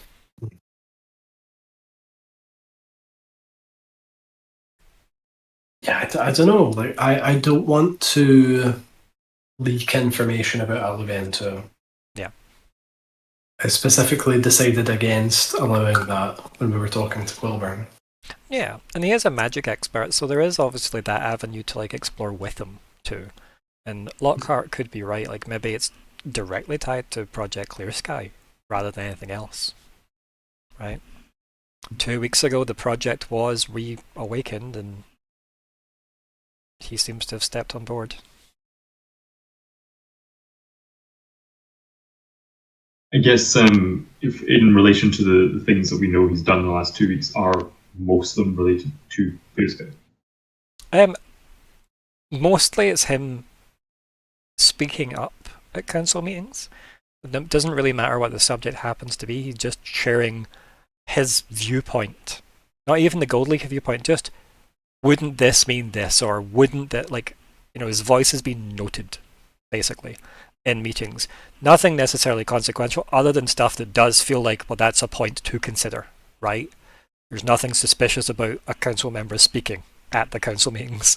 But that's how little information these people have had to go on about this guy, is that, oh, he spoke at a meeting he turned up to, but that does mean he sat there for like a month not saying anything. Right? It gives me the vibe of like a junior minister starting to raise their profile ahead of party leadership contest. Yeah, very much that vibe seems to be what the data is reflecting, right? He seems to have turned up, sat for about a month observing, by the looks of it, if he stayed quiet, and then as people get used to him, and as he gets used to them, he's then got stuff to offer, such as his opinion. Again, it's not stated as the Goldleaf opinion, or in the interests of Goldleaf elves. It's just, couldn't you try this instead of that, or whatever the current situation. Because remember, not all council meetings are the end of the world is happening. How do we fix it? A lot are just, there's a trade agreement trying to get negotiated between Leidenhall and Voros, and we need more people from the Short Mountains to bring down road mapping technology so we can make the road quicker. Is that something we can come to an agreement with, please, Margot? Right? That's like a conversation Vermi and Margot would have to have at the table to negotiate resources and stuff. Very dull things which they don't want to be involved in, hence why they have 3 seats each that get allocated to people to deal with that shit for them. So he has been there learning, which is suspicious if you think learning's suspicious. But yeah, basically hasn't done much other than offer his opinion, and then clearly has got involved with Project Clear Sky somehow. It doesn't say how. But it makes sense if he's one of the smartest magical people in that room. And Colburn can't just dedicate his life to it. And there was no record of him in the Arcanatrix No. that we found during Lockhart's diving just there. No records out with him signing into the council. As I said, it looks like he hasn't interacted with anything noteworthy, which means he may not even have left Mirage previously. 3 months ago might have been his first, or 2 months ago, whatever timeline I said, might be his first step out of Mirage ever. Do Goldleaf elves go to? Anyone can go to the Arcanatrix, yeah. There's been Goldleaf elves there before. It's uncommon, very uncommon. But there has definitely been them before. There's none there currently. But definitely have had some, but no. None currently. I think if memory serves, there aren't even very many Silverthorns there right now. No. Silverthorns are very, very insular, like with their territory specifically as well. They also have had to defend their coastline because they're a coastal, obviously, people. Mm-hmm. They're not the most welcoming of people.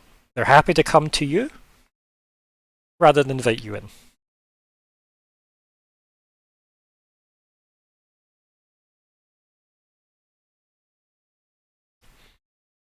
And the Goldleafs being rare in the Arcanatrix is just general, not since Mirage was created. Correct. That's just in general, yeah. They've probably got their own ways of teaching magic. Yeah. I mean, as you know, the primary way of teaching magic in the Arcanatrix is demonic sorceries that are utilized for magic. That's how the Arcanatrix teaches. Goldleaf elves and most elves deal with divine magics, usually from Giyun and Alata.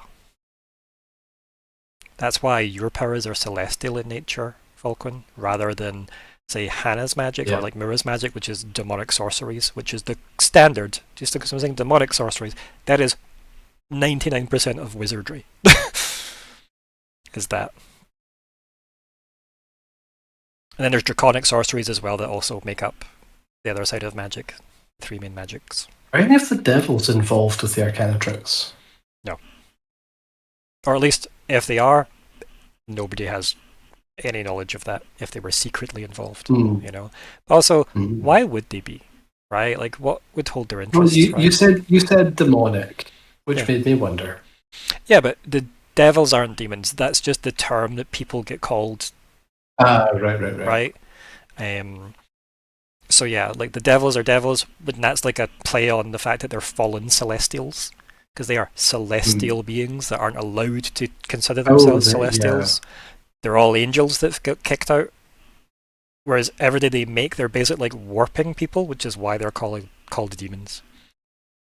But generally it's Barlen, Falgain, or just Helborn, which means you're the child of a Barlen, and you've inherited some of that power. Because Myr'ra is just a Helborn, which means they've just inherited their grandmother's lineage through their mother. The grandmother is the Barlen who made the deal. So realistically, the grandmother's a human that made a deal. So you consider that a whole different species, then sure, but it's all a bit semantic-y. Are there any Rakishans in the Arcanatrix? No. Again, none publicly, at least. The only other thing we mentioned as well in our catch-up chat at the start, Alexander, was just how convenient it was that he was able to materialize a Rakishan witness the day he supposedly learned of his queen's betrayal. Within hours, in fact, of it. Which is suspicious, and you are allowed to mark that in the suspicious column. Yeah, that's normal. Unique to us is the suspicious thing. Yeah, that's the bit we understand. Okay. The conversation go anywhere else, or do you part ways? Do you do something else? Kind of like time skip us ahead? What's the plan here? Just want to have a chat with Lucian on the way?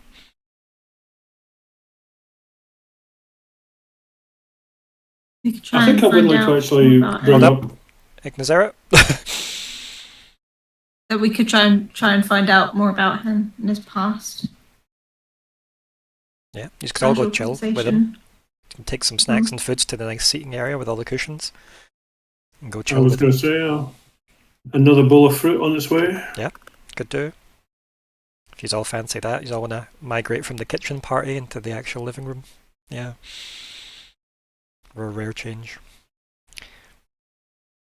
I think then as you all approach, Lucian will smile pleasantly. Again, that nice warm summer breeze vibe coming from the room, and he's all sit around, he gestures to the cushioned area, the kind of conversation pit.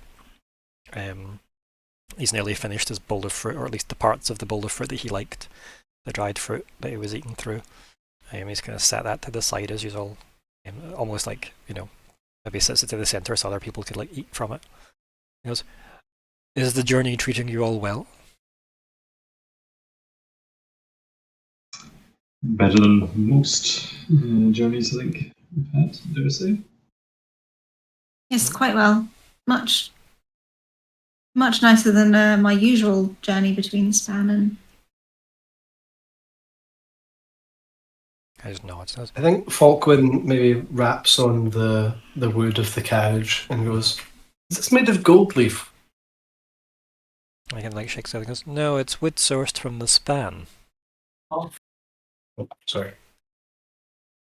And then Falkwin just runs away to another part of the carriage, freaking out some of it must be from the gold leaf forest. Sneak it into the cave. Yep.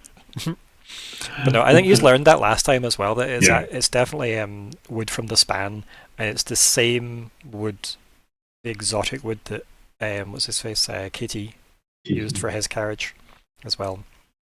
So there's clearly some kind of nice magical properties. One of the things that we haven't discussed. Falkwin's bracer, does it still have his little hidey hole, or is that an Alben trait? Yeah, you ask Falkwin. I get him to try and use it. I feel like we have used it. No, obvious examples come to mind, but it's an easy way to resolve that problem. Sorry for the timing of that. That's all right. It was quite funny. We just said you ran off because you didn't like the answer. Chapping on the wood, being like, no, some of it must be gold leaf wood. It must be. No, we said like last time we answered that question, it's all wood from the span, and it seems to be like quite fancy special wood.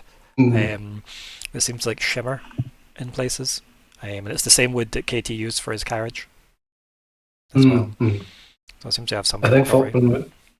Yeah, I did just think of one like topic of conversation that I could start with. Falkwin just go like, yeah. We met a wizard from the Arcanatrix once who wanted to try crafting with gold leaf wood. I see. Any particular reason why the gold leaf wood specifically? I think he just wanted a challenge. I don't know, I believe a lot of the rumours suggest the woods might be haunted. He says, like, playfully. Yes. So I hear. I know very little about the wood's properties.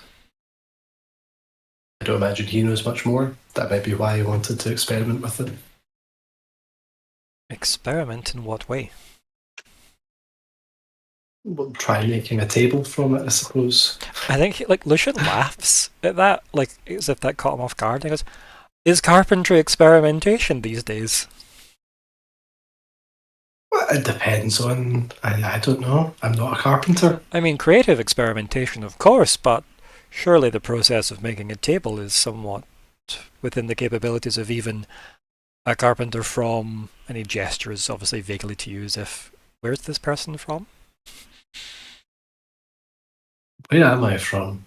Well, no, like, as in, where's the carpenter from?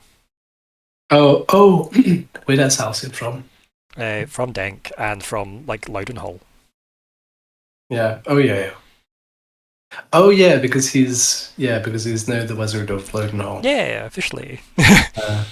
Yeah. Oh, he's in Loudenhall.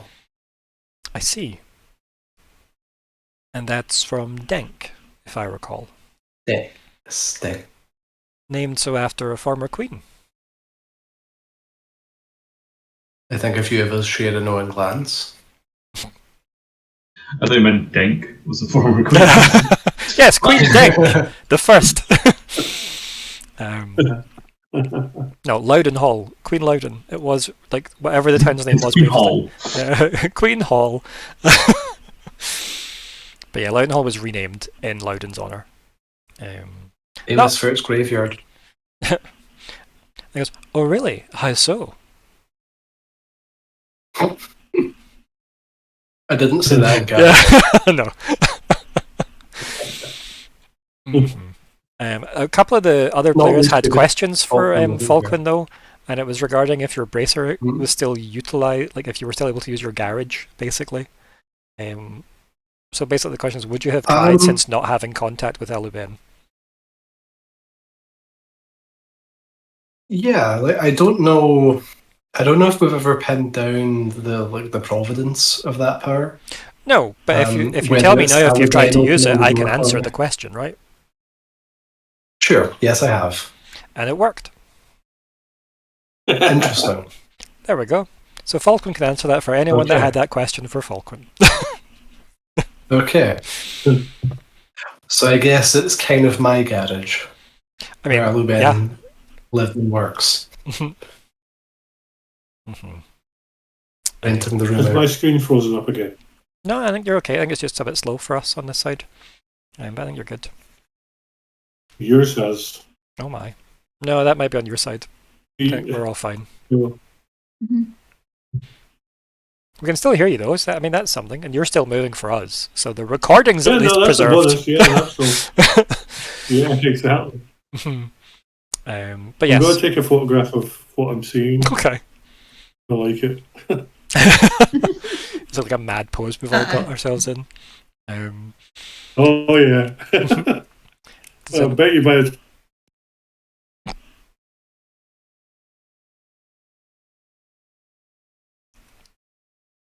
while we're waiting on that resolving itself, do we have any other questions for Lucian?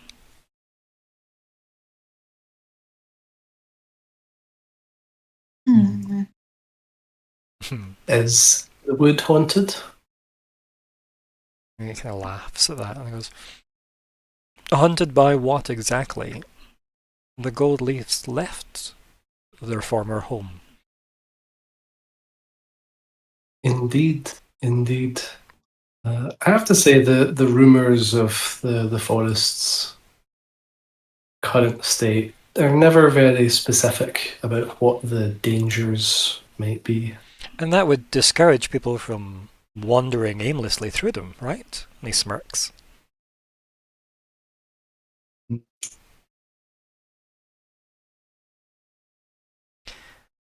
Do you have a felling axe? Because we are near the edge of the woods. Oh, this is a good point. And like anyone that knows their geography of this world, right? Like the Goldleaf Forest does like encroach the pass between the span and the extent of Cascade City's borders. So it wouldn't take that much of a detour to get to the edge of the Goldleaf like forest. People just don't go there because it's spooky as shit. You know, while we're here, I wouldn't be opposed to going to try and cut down a tree if we had an axe or a magical alternative to an axe. And like as he's pecking through the bowl in front of him, his hand goes like underneath a cushion and he just lifts up an axe. Just like sits it in front of him as he's like lying side on, as he's like munching around. Conveniently, there are tools around here. Ah. Would anyone be opposed to a quick pit stop? He'll ask us, we can all get outside for some fresh air and to stretch our legs. Even though this place is like massive, like expansive fucking cabin thing.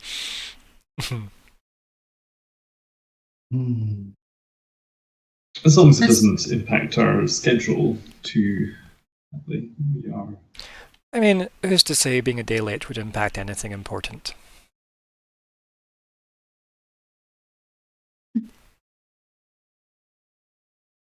I would insight check that. Is he trying to make us delay?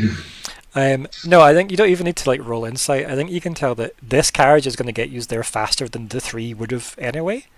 So you're technically not losing time. He's being playful about the whole situation because he's getting you there faster. Trust him. I mean, you're welcome to roll anyway. However, you can kind of tell he's being playful about it because the carriage will get. You've asked that before, like this will get us there quicker. It's not going to get us there immediately. It's just a bit faster than 3 actual horses that would have to stop and rest. You know? Or 3 sets of horses, I should say, because it was 3 carriages these were assigned normally before. Whereas his don't have to rest. And the horse that Nori snuck into one of the other rooms. Nori's Cypher, instant horse. Just at horse. Allegedly. I mean, Fleetblight had that, never quite got the chance to use.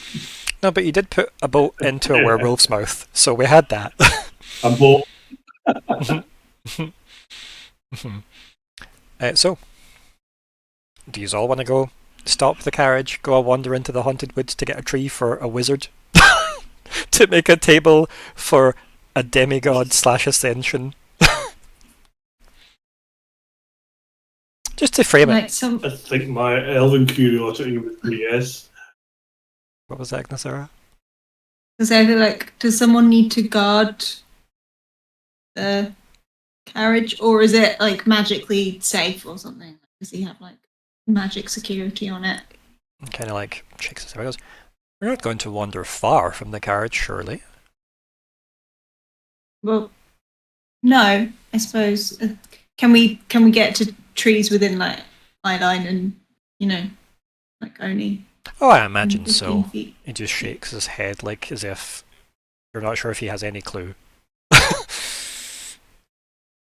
But he seems comfortable enough with the idea.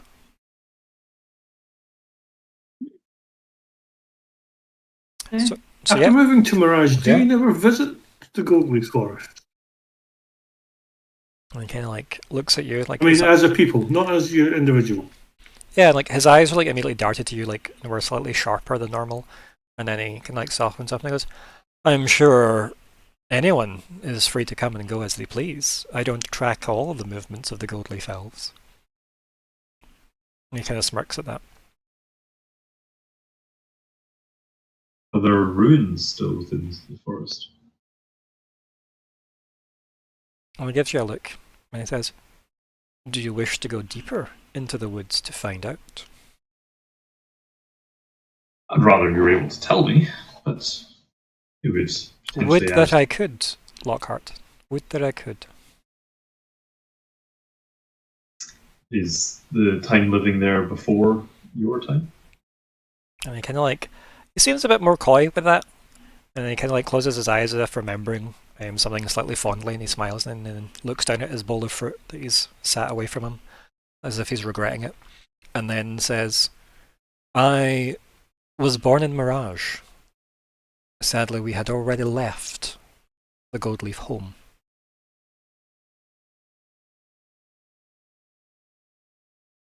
So he's never been in the woods, is the implication you're getting from what he said.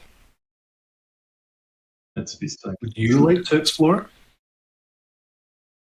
Oh, I would hate to delay our schedule too much. And he smiles. You can tell this guy's probably slightly more aligned with like Nori's compass than anyone else's. Like, he definitely seems to be slightly cheekier about things than maybe he likes to let on.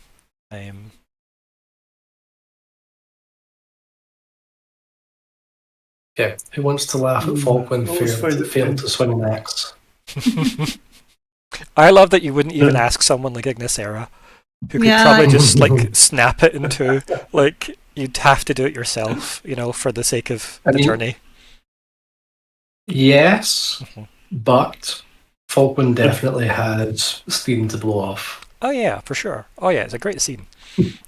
So I think he's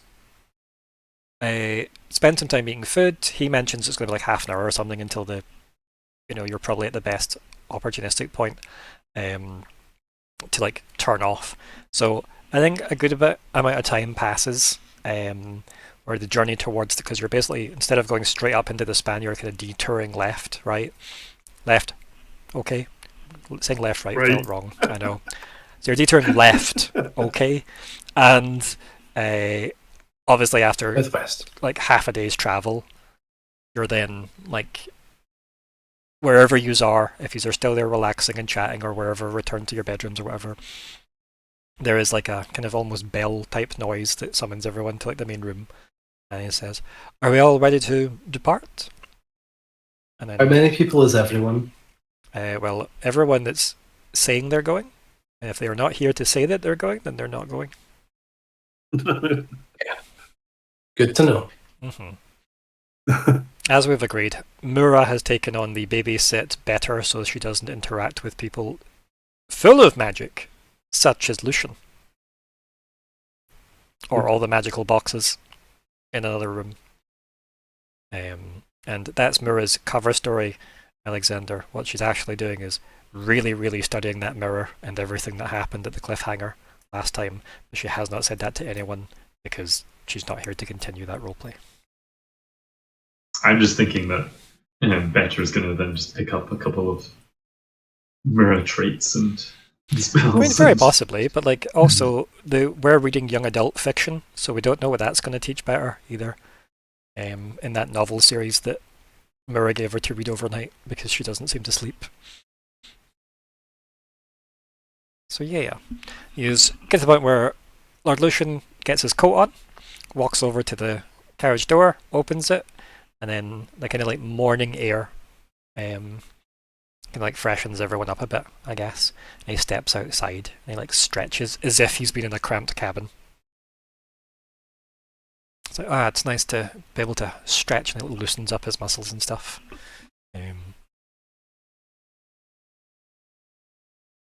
Do the same, just like, oh yeah, just... Yeah, it's so stuffy in there. I automatically remove my bow and the arrow from my quiver, just... And then like, as you do that, he like turns to you and goes, "Do you see something that we should be aware of, Nori?" I just like to be cautious. Kind of nods. Doesn't say anything, just kind Especially of in places I've never been before. I think that would be a wise course of action. I wouldn't suggest anyone goes running off in case some ghosts or monsters get us. What am I looking for? Detect ghosts or monsters. Exactly.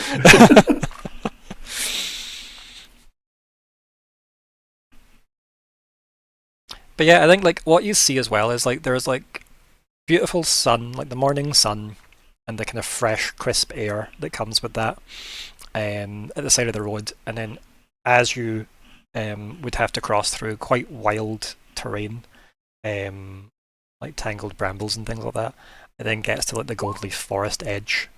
And it looks ominous as shit, right? Like it does look tall, looming, hard to see through as you try and peer through all the trees. It looks like there's maybe things moving inside, but you're not sure if that's just the darkness of the, thick canopy overhead and light playing inside. But it does look spooky as shit. I would like to do my awareness. Yeah, and you get a general Roll? sense of like, you don't even have to roll for this. I'm quite happy to say you pick up what you'd expect to see, like by the road, / woods. Nothing you're perceiving seems to come from the woods. Everything you're perceiving would be like, birds, etc. Nothing's in the woods. Nothing. It's a very, very quiet place. I would like to Scared. delay doing things again. Hang on, let me. So it's.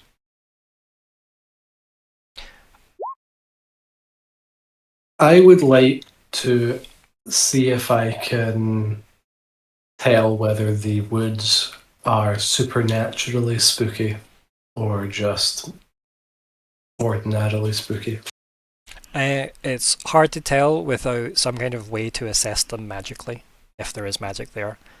This is a bit like the Arcana skill in D&D being about knowledge rather than a magical sense. Sure. So if you had like a scan ability, like the way Myr'ra has the scan spell, something like that would give you like knowledge when you're able to like say scan a part of the woods. It maybe would detect the magic there. They look creepy as hell, and based on what he's told you, like you could maybe infer that maybe they made it spooky, or maybe it just went this way in their absence. So it's hard to tell though. You could probably ask another question if you wanted off the back of a 19 though, if you wanted. Which sadly doesn't refund your spent points though. And likewise for anybody else that wishes to potentially suggest a question for a Falkwin that you could get from studying the exterior of the woods. I guess just general thing to wonder, is there anything alive in there? I mean, between the two of you, you just can't detect anything in there. Other than the things that look like they're moving inside. The shadows. Nothing alive, It but looks like things look like they're moving. Right, what was that, Nori? I was just going to say, does it look like the trees are actually living? No. It for sure looks like the trees are living. They look, healthy's the wrong word, but they look like they're there. They don't look like they're like rotting away or dying or anything. They just look like almost drained of colour. Not completely black and white or anything, but just like you'd expect them to be glowing and golden and shimmering and everything. Because keep in mind, Lord Lucian's hair glows. Remember, like gold leaves are radiant. So living as in photosynthesizing, as opposed to tree beard. Yeah, I'm assuming that's what. I'll take either. Yeah, none of them seem to be miserable that all the wives left. So, yeah.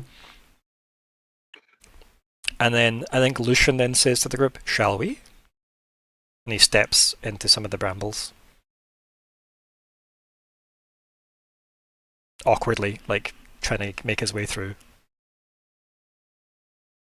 I'll kind of try and go ahead of him a bit and like chop through. Yeah, because like his coat and stuff's getting caught in like them and Yeah. stuff like that. So yeah, like you go there and like hack at them, and yeah, like obviously they come away easily enough. Lockhart will say that this does actually remind him of the time where they were walking through a sort of foresty bit with traps when, on the hunt for Betty Bones. Yeah. And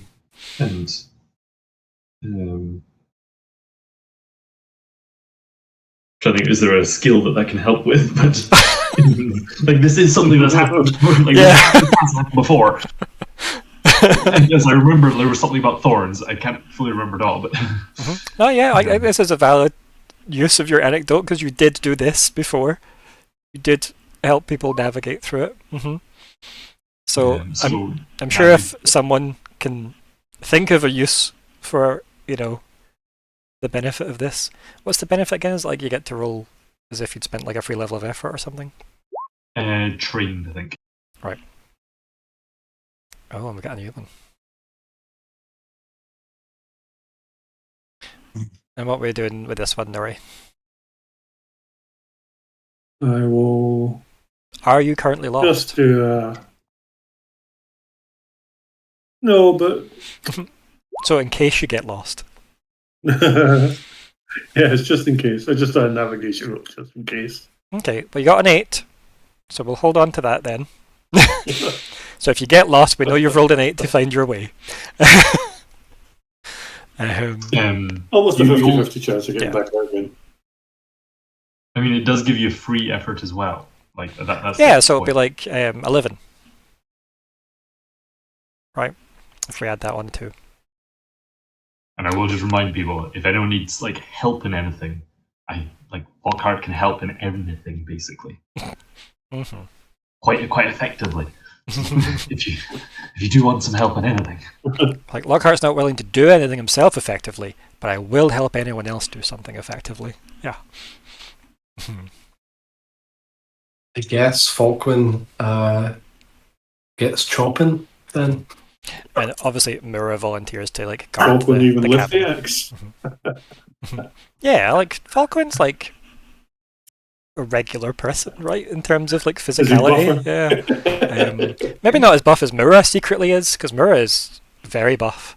Despite her seeming like a wizard that way, the stereotypical wizard. Talking about physicality, this is taking me back to before Alexander joined the call tonight. We were talking about better. And for some reason, I just had the thought, if only Riven were here, then Riven could put better in the Sky Jail. Sky Jail, yeah. And that would solve so many problems. So just you come with me. You're my problem now. I mean friend. Yeah. I think Riven would be fairly parental towards better. Yeah, it's one of Nat's like best roleplay skills is like that ability to interact with like things that seem like younger minded. And able to like basically placate them quite efficiently. Like you come with me, like I'll Riven did that with Jekt, like Samda's kid, while everyone else broke into her mausoleum, she quite efficiently kept the kid distracted on the way off to the side and like, oh, you're a knight, I'm a knight too, like, blah blah blah, and then also made sure that Sir would train the kid. Or at least make sure like the kid would have, if he ever came looking for like, to follow in his mum's footsteps, that would happen. So if we ever did a good time skip, Sir Jack is definitely a thing in my notes. But yeah, so he's all trained by Vanel Ironroot. I know, right? Because he did promise that. I don't think he'd go back on that. Yep. But also, that was before Sam does get back to life. That was before that. So. But yes, you were saying?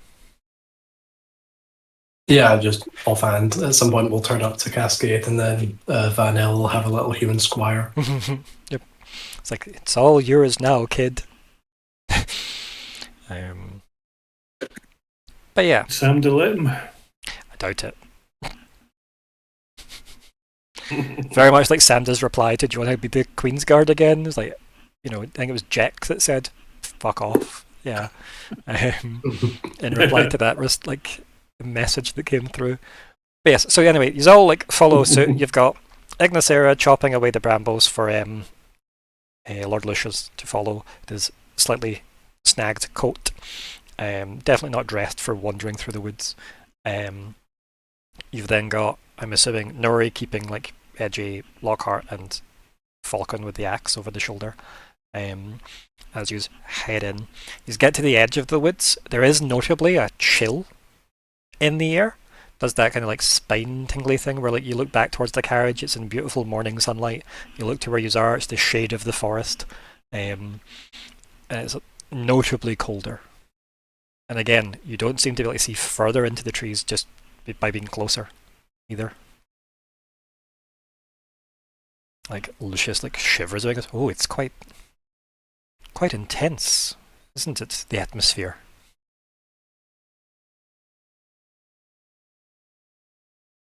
Still holding arrow loosely and on the bow, but tensing up. And he kind of Lucius looks between. Falkwin, over to you. Well, Lucius looks between, obviously the group and says, "Do we wish one of the trees at the edge, or do we wish one further in?" Is there a tangible difference? Okay, Only one way to find out. And Lucius looks quite excited at that response. But he doesn't seem to offer any information as if he knows. I'm not sure how wise it is to go further in. Lucius doesn't look as pleased with that response, but does nod, saying, yes, very wise. Perhaps this trip within would delay us too much, at the cost of more interesting materials for your wizard friend.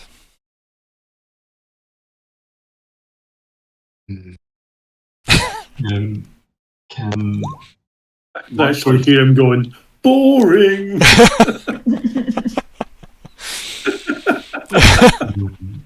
Lockhart just wants to think, like, how... Does he know of anyone that has, like, actually gone supposedly missing in this forest? Like, oh, there's rumours of people going missing in this place all the time. All the time. I don't think you know any actual names, like officially, but you could probably get those names if they were reported missing and heading in this direction. But a lot of people came to loot the forest. They never came out, so far as we know. Which might mean they may still be there inside, living at large in all the empty buildings. Right? So... nothing substantiated. No, correct. Nobody who has went in has came out. Spooky. Then we should probably stay to the edge, as I said. And Lucius looks sad but takes a step back and then gestures towards the nearest tree at the edge. How tall is this tree? It's very fucking tall. more than 2 tons in weight. I think the issue to have there is that you can't snap things with that, unfortunately. No, but after I sever it from the roots. I mean, that's assuming you wanted to take all of the tree with you, right? Sure. Yeah. Like, he's got enough room that if you chopped the thing up, he could probably take most of it. You know, there's definitely enough empty rooms in that place you could chop loads of wood in. I was thinking of using the garage. Yeah, you could probably fill the garage full of, like, cuts of wood. It wouldn't be able to fit the whole tree as is. Yeah. Yes, 3 meters by 3 meters by 3 meters. Which is a lot of wood, minus whatever else is in there, which I don't think there's too much in there. So with a successful force at distance roll with my current effort limit of 4, Falkwin can carry about 2.5 tons. Yeah, but you also can just chop up the wood and then just magically put it in your garage, right? which also saves you having to do that. But definitely if you had to carry it to the cabin or the carriage. Do you know what I mean? But yeah, you definitely can carry a lot. I remember we worked out it was a stupid amount, like it was like 2 tons that you can carry, which is like impressive for telekinesis. Yeah. 32 Has times Falkwin started chopping away yet? What was that, Nori? Has Falkwin started chopping yet? Not yet. No, I guess not. No, I've seen him and he does. I'm walking off to the side. Okay. You mean you want to not be near the tree he's hitting with an axe? Yeah, as it's coming down, no, I don't want to be this is that tall. I want to be off to the side somewhere. Okay, you'd have to go quite a far, like this tree's big, so you'd have to go quite a far bit away from the group.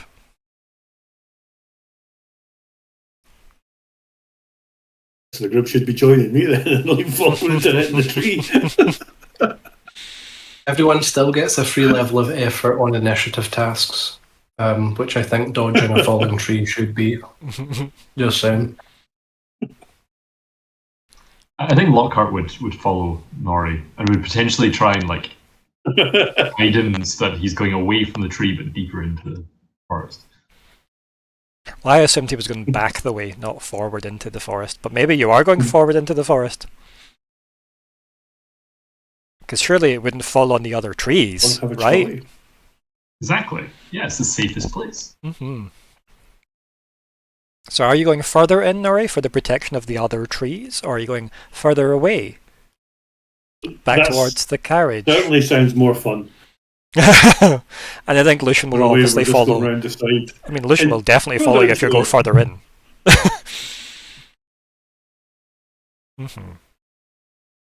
Yeah, I never thought of that one, but yeah, I think so. Yeah. So as this tree's going to fall towards us, I'm going to go around to the other side of the tree. Okay. So Ignysera sticking around as a backup in case Falkwin gets tired with his axe hand.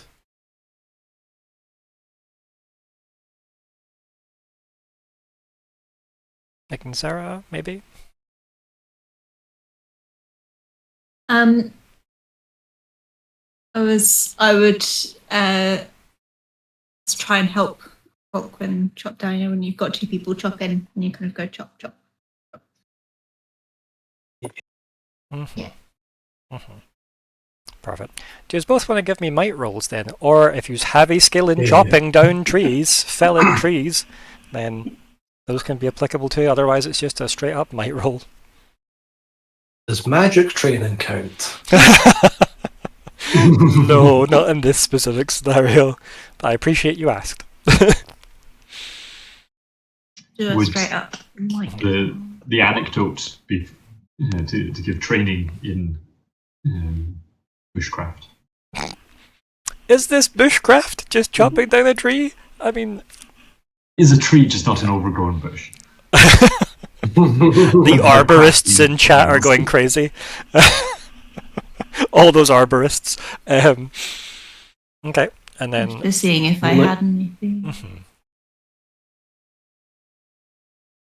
I mean, I know you have a lot of fire at your disposal, but I know how helpful that will Crushing be. blow. Yeah, I mean... But that gives effort on... level effort on the damage. I feel like if you're going ham with a sword or something on this, it would do damage to the the structure of the tree, right? Quite a bit. Is chopping down a tree a might attack roll? I hadn't considered it. Roll. I hadn't considered it, but you're welcome to attack the tree. Yeah. I'll just do a regular one. If there's less I could do. I imagine inspiring aggression in Ignysera might not help her skill with an axe. Again, though, if you're going to just try and obliterate the base of the tree, right? That's something versus trying to chop it in any meaningful way. But you have enough damage potential between the 2 of you, you could nuke a small area of land quite easily.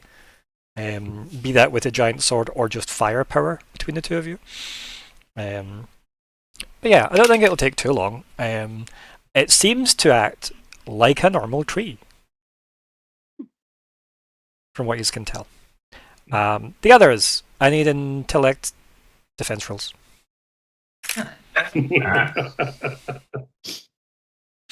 Is this timed with us chopping the tree down?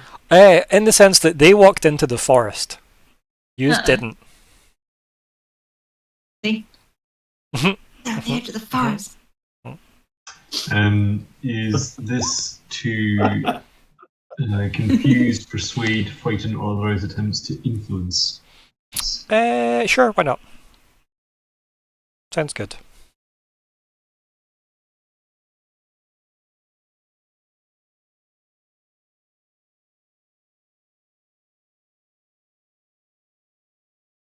And then, Nori, do we have your roll?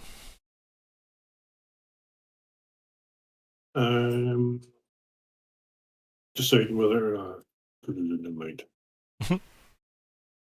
But yeah, intellect defense roll, please. Oh, Nori, thank you.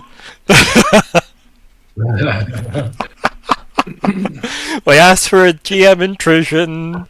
We summoned it. Nori, do you have any XP you wanna reroll, or are we leaving it? I mean, this sound. I'm so excited to see what this is. Or the tree does just land on Nori. Yeah, Nori runs into a clearing, which was not the plan. No, are you keeping the GM intrusion? Do you have any XP to get rid of it? Don't you have a thing that says I have 3 XP. Don't you have a move that lets you ignore GM intrusion? Real. Yeah, I'm sure you have a move that said you can ignore one of the first GM intrusions you get. Rings a vague bell. Yes, I do. But what is it? And are you going to use it? Because I'm sure it's optional.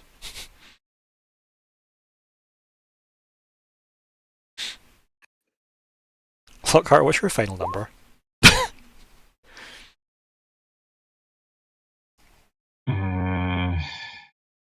34. Okay. Just so as I know. Nori, are you going to use that or not? It's up to you. No. Okay. I'll take the consequences of this. Excellent. We do like that. My gods. Okay, so Lockhart, Nori, and Lord Lucian all walk further into the forest, just enough away from the tree that there's a few trees between them and the one getting felled, so that if it falls, those other trees would deflect it in some meaningful way. As you head in that way, Lockhart, you feel almost like that kind of like prickling of your mind, right? You've felt this before. You felt this when the Heart Piercer was messing with your mind. It's the same kind of magic that's trying to like creep its way into your brain, okay? But you're able to again, just, I guess, psychic force, which was a very good PS1 game, through the very power of psychic force itself, you're able to, like, you know, stop its influence on you, which seems to peel away the gloom and doom of the forest. This place is beautiful and golden. God rays everywhere. Ooh. This place is like an untouched, you know, paradise. Again, all the senses of warmth and comfort that come from Lord Lucian, that's this place, right? So, because anytime he's walked into a room, people feel like it's nicer, it's warmer, it's comfier, like it's, you know, a nice summer breeze, etc. That's what this forest gives off entirely. It's as if you've seen past the spooky, almost magic that makes people want to turn away. This place is gorgeous, right? You can see through that, but it feels so familiar that does in your head probably solidify that the Heart Piercer is Goldleaf. Because it's such a similar feeling. Nori, this place is... Hello. Bear with me. You look around. This place, while spooky, is littered with abandoned dead adventurers' treasure. So you run off collecting it.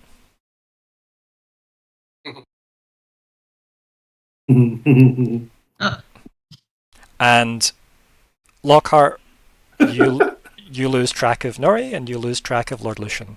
And that's where we end tonight's session. Oh no. We need them. We need more. But yeah, so it's as if you've fallen through the illusion. And sadly, Nori's been caught up in it, by the looks of it. But really, for Nori's viewpoint, payday. Treasure. Yeah, all the dead adventurers that came in here and weren't as good as you have obviously fallen to various reasons, but all their stuff's littered around, so you're rich. And we don't know Lord Lucian's Only in fate. my mind. Well, we don't know. We don't know what a GM intrusion on a spooky forest is going to cause, except that we do because Lockhart's there beating it. You know? Maybe it's a 35 you needed. You know, we don't know. But yeah, that's where we leave it for tonight. As I said, a bit of a shorter session for us. Suggestions to names for this session. Early on, I wrote "I write to live." I write to life. I wrote down because I thought it was quite a good phrase that we had from our axe-wielding wizard.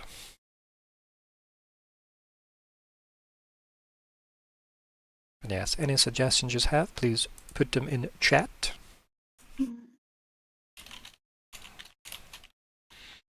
It's definitely the one that stuck with me.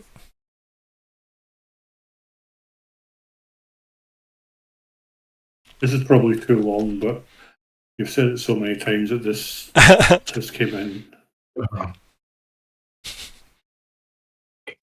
That's just a random quote from Community that's been stuck in my head since we've been talking about wood and like tables and things.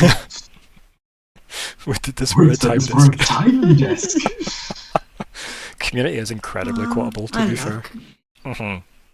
My favourite is still, I'm sorry, but I won't engage in a conversation with someone who's just emerged from a bush, and it's in the first episode, in like the first 10 minutes, and I'm like, they've started big, how are they going to hold this? And they do. That's so good. Is continuing to make me watch it bit by bit. Right, okay, yeah, no, it's good. I don't love it. That's okay, that's probably because people have told you it's great. Yeah. It's got its moments, but like every time we get to an episode where I recognise a scene or a frame from a meme, it's always fun. It's like, oh, this is the context for that. I'm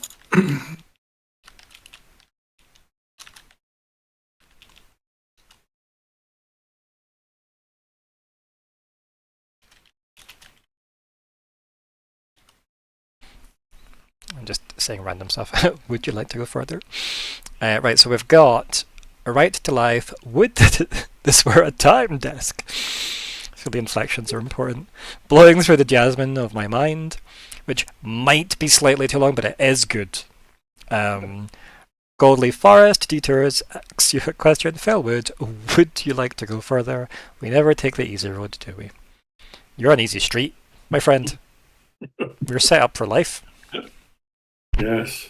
I'm going to be running about in here till after April, so... Yes, lower your axe, Master Dwarf. Indeed. The axe remembers. Oh, a potential new one. I'm trying to think of something TARDIS related for the I like that we're going to be so many sessions past the carriage, and you're going to go, oh, this is the one! Exactly. Never go into the forest, another one.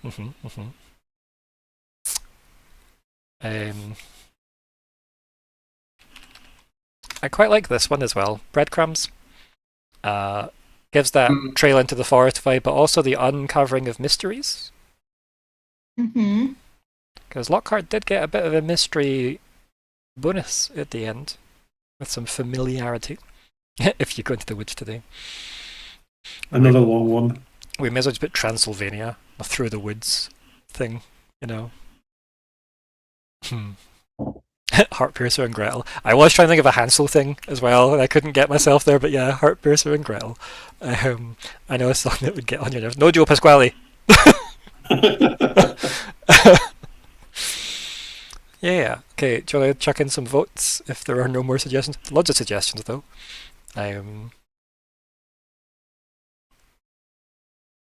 But let's see what gets the votes, shall we?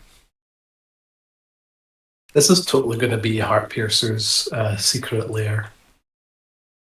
I'm calling it. What, the abandoned woods of the Goldleaf Fells? Oh.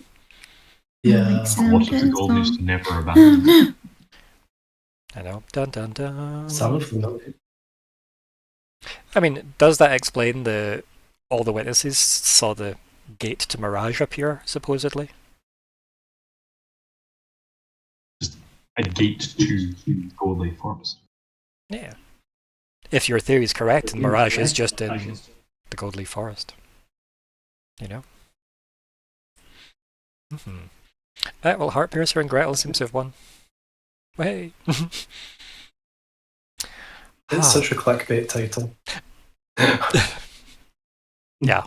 I mean, those are good titles, though, I guess, if they do their job right. Goals! I guess we're halfway towards making a table. Yeah, like you definitely felled a tree. If that wasn't clear. Between the two of you have easily, felled that tree. And in fact, the goal was get a tree for Halcyon to make the table. Yeah. So we still need to return it to Halcyon. Yeah. But we got the tree. And if Myr'ra can somehow fix the obsidian mirror, there's one close to Halcyon. It's in the lake just northwest or whatever, northeast of Loudenhall. Just have to get it out of the lake. Oh.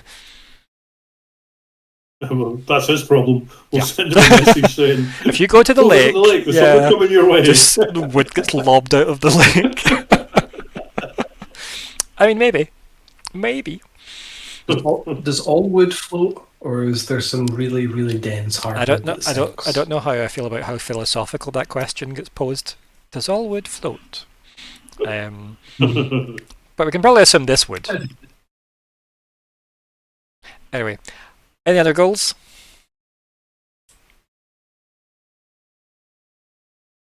Other than Nori can just write retire early? Question mark. I'm rich. What a great time to get an intrusion as well. So good. So good. I don't like avoiding them. But again, that's a later discussion. But it's good to have the move that can avoid, or give you a chance to avoid it, at least, if it feels crucial that something bad doesn't go wrong in a moment, right? Like, it is nice to have the option.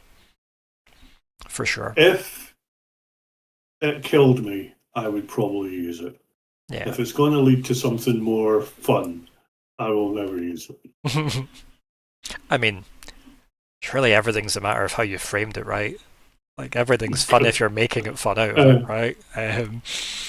But yeah, I think it'd be quite fun to see Lockheart panic about where these two people have immediately vanished off to. Bless you. Joking. No. Take a moment. Oh, if you need to. those. You good? You still with us? Deep breath. It's all that chopping wood and physical exercise. You're just not ready for it. I've been munching on peanuts all evening, and I think a piece of one of them found its way down the wrong pipe. Just randomly. That'd be horrible bad taste if you choked to death on the stream. Just saying. I'd maybe rename the stream. Yeah. Right. That goes for everyone. Don't die on the stream, okay? Just don't die. I'll do my best to hold up my end of the bargain. But yeah, so if there's no more goals to be completed or add in, then wrap up chat time then, please. Unless you had something to add. Yeah, I feel like explore the Goldleaf Forest is now a goal that we need to have. Or find your three missing companions. Yeah. Sure. But also discover the secrets hiding within. Nori, he was the secret all along. King Nori, the Bandit King. But yes, if that's the case, let's jump to wrap up chat. Kalli, do you want to start us off? So don't go into the forest, guys. Don't go. But also, yes, it was good to run into the forest because that's fun. So yeah, the spooky forest that you know that nobody comes back out of, and you go like, clearly we have to run in there. Have to go in there. Why else would they have said that? Exactly. The arc's coming. Probably fun. Yeah, it was fun little short session. I think one thing I was thinking about was saying, maybe we should contact the Emperor and just be like, do you realise you're gonna like kill the world? And I was thinking, but then I was thinking like, if he doesn't know now and we give him this information, like, then he then going to use that as like leverage to be like, haha, now I've got the one thing that you need. But it's an interesting to think about. Yeah, I think it's an important one as well for you guys to remember that just because we have access to certain information to mean that NPCs have the same info as well. And like you said, would he then be megalomaniacal and be like, oh, actually, I have my finger on the button now, like, ha ha ha. But also, it's the button that is killing him, right? Like, because I said, if the planet blew up, it would just be the 7 Celestials floating in space, right? So, yeah, not much you can do with that. Yeah. So it's going to be interesting. Yeah, I'm interested to see if we can get to know Lucian a bit more. Yeah. I want to ask him things before he ran away.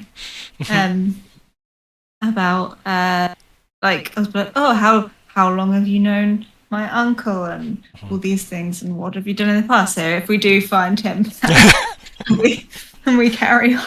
Yeah, that one person to escort this person up to this city, to the project, and then obviously you guys take over your jobs and roles for the project along with him, and you've lost him in the trees. It's good. It's good. So yeah, I might need to get back, maybe. You've also learned about him a bit though, because he doesn't seem to have ever been there before. Seems to have grew up in Mirage. Doesn't seem to have spent much time outside Mirage, and now seems to be, at least in his view, in line to be king. I don't trust him. Too nice. Yeah, detour the carriage just to get some wood so you can complete a side quest for another wizard. Oh yeah, sure, you can do that. It's no problem at all. Why? Why is it no problem? Why are you so nice? Do you want us to go into these woods? Do you want us to get lost? He's running off on purpose. Yeah, clearly, right? It's good. It's nice to see also how effortless cutting down a tree is for you as well. Just immediately, just bam, done. Do you know what I mean? There's a 21 for you. And nice to see that Falkwin wasn't far behind either, you know, because your rolls were like 15 and 18, regardless of things you were adding to them. So, like, pretty damn good rolls. So, yeah. It would be interesting to see how Lockheart convinces the tree to surrender. Like, just lie down. You'd be much happier as parchment. Yeah, exactly. Lots of your friends are parchment. But yeah, anything else? All good, thank you. Nori. You're muted.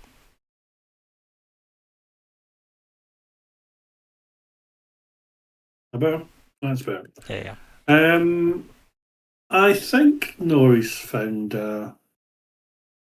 kindred spirit and adventure in Lucian. He's been locked in Mirage for all these years. He's managed to get himself down here, and this little pit stop shows that he's got quite an adventurous soul. Yeah. So yeah, I think Nori's going to be slowly warming to him if he ever gets back.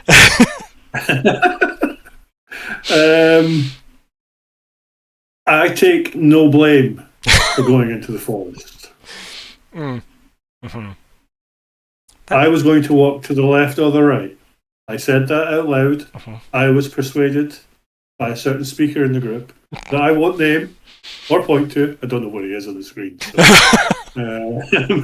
yeah, Falkwin. Yeah, bad name.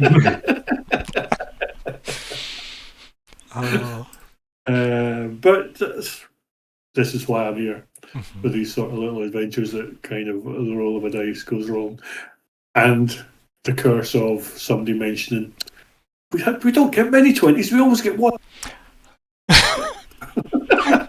You mentioned the dice once, and we get a nice 20 and a 1. It felt appropriate, okay? Yeah.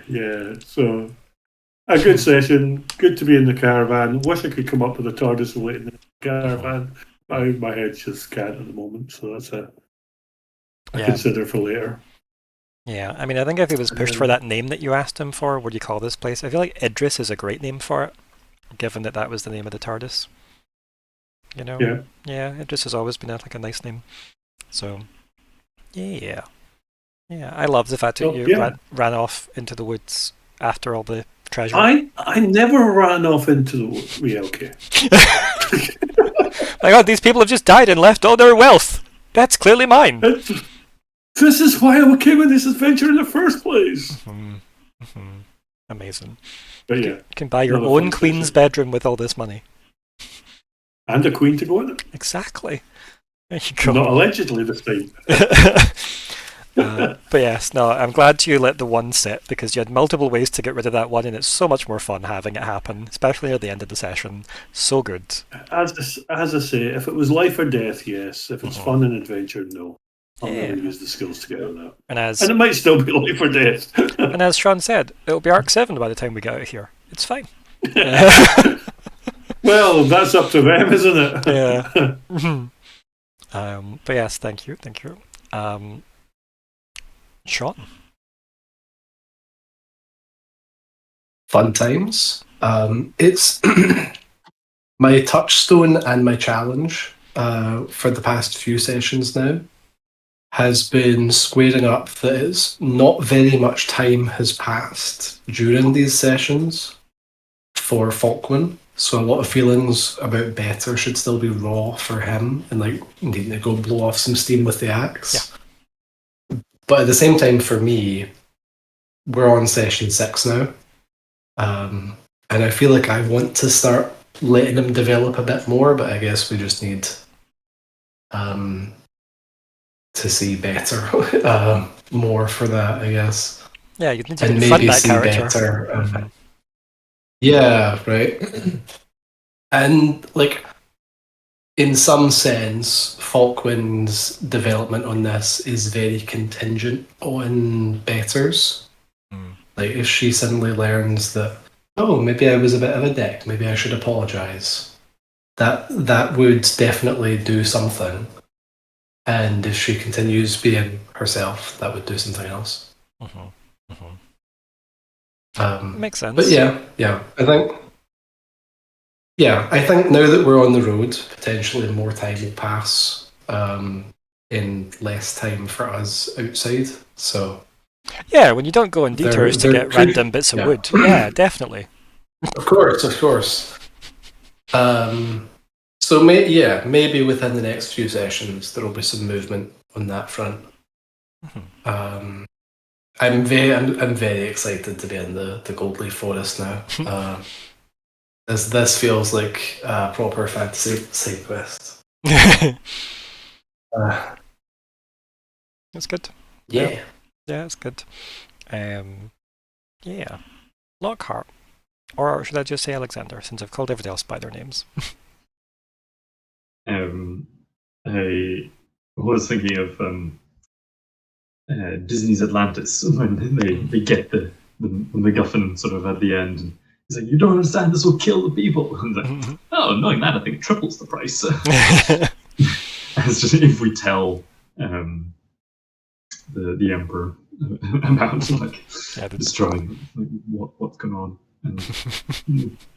Because I do think we will have to try something like that, just because of that's what Loudon wants, a diplomatic solution. So, do you mean Vermi? Yes, I'm sure Loudon wants the diplomatic solution. Probably, yeah, probably. She's not as martial as her kid is, but wasn't far off it from what everybody knows about her. And yeah, I think it's going to be very much Lockhart went to stand with Nori because that's a safe place to be. And now Nori's because run you away. suggested it in the first place. Yeah, but whatever danger we get into, we can sort together. Lockhart can stand behind you. Yes. And keep you just enough alive to continue to stand in front of Right. As long as the order of who's going to be attacked first has Lockhart towards the bottom. Yeah, this is not going to go well if Lockhart is now stuck without them, and raises suspicion on Lucius even further that he's not there. It's, I don't know, I feel like he's the sort of one that should have quite good mental defense. So it seems like he's the one that set this off. That's assuming he wanted to fight it. Maybe his curiosity got the better of him. Maybe his open mind was a problem. It's adventurous spirit, as I said. Yeah. Yes, it's a fortress with its gates unbowed, unguarded and undefended. That's what you call it, wherever you are. Yeah. Yeah, no, I think it's fine, right? You're not completely vulnerable to everything. You've got a lot of defenses about you as a person. You're not, helpless. Yeah, it's called Nori, Ignysera, Falkwin for artillery damage, and Myr'ra for bird powers. Yeah. Those are the defenses. Yeah. That's good. That's good. And yeah, no, I was so glad that we did step inside, because it's one of those mysteries that has been around for a long time. Just what's with that whole forest thing? What are this close? We can't just walk past it. I mean, that was Lucian's approach to it, was, well, we're going close. If you just want a tree, I don't see the harm in that. But I think it's understandable his curiosity, purely from A, he's learned loads about magic, and B, doesn't seem to have ever been in the forest before. So that's where his people came from. I mean, I'd be curious, right? Why not detour a bit when you've technically bought yourselves a bunch of time that you would have taken up travelling normally? So, no-brainer for him, at least. I mean, seemingly so, as things turned out. So, yeah. Again, who would you like to award the XP to? Nori. That was just, it was always taking the fun decision. Yeah. Mm-hmm. That's fair. Yeah, that's very fair. You're muted, John. Yes, I was saying no complaints here. I agree. Excellent. There you go, Nori. I would have said Lockhart just for easily persuading me again. Have you just got some kind of racket on the go with this XP? Is that what's... I think so. The two shifty ones in the corner. That journey that we spent in all the pubs looking for my history were kind of... Oh no, your Anakin is being truly molded. Or is it? In fact, it's more the Darth Maul with the double-bladed bow. There we go. That doesn't end well for you, Nori. Get a really thick belt if you can. Deflect any midriff blows. Well, yeah, I have the extra point of XP. Yeah, for sure. Yes. On that note, though, make sure you've marked your XP on your sheet so you don't forget. Thank you all for playing, also.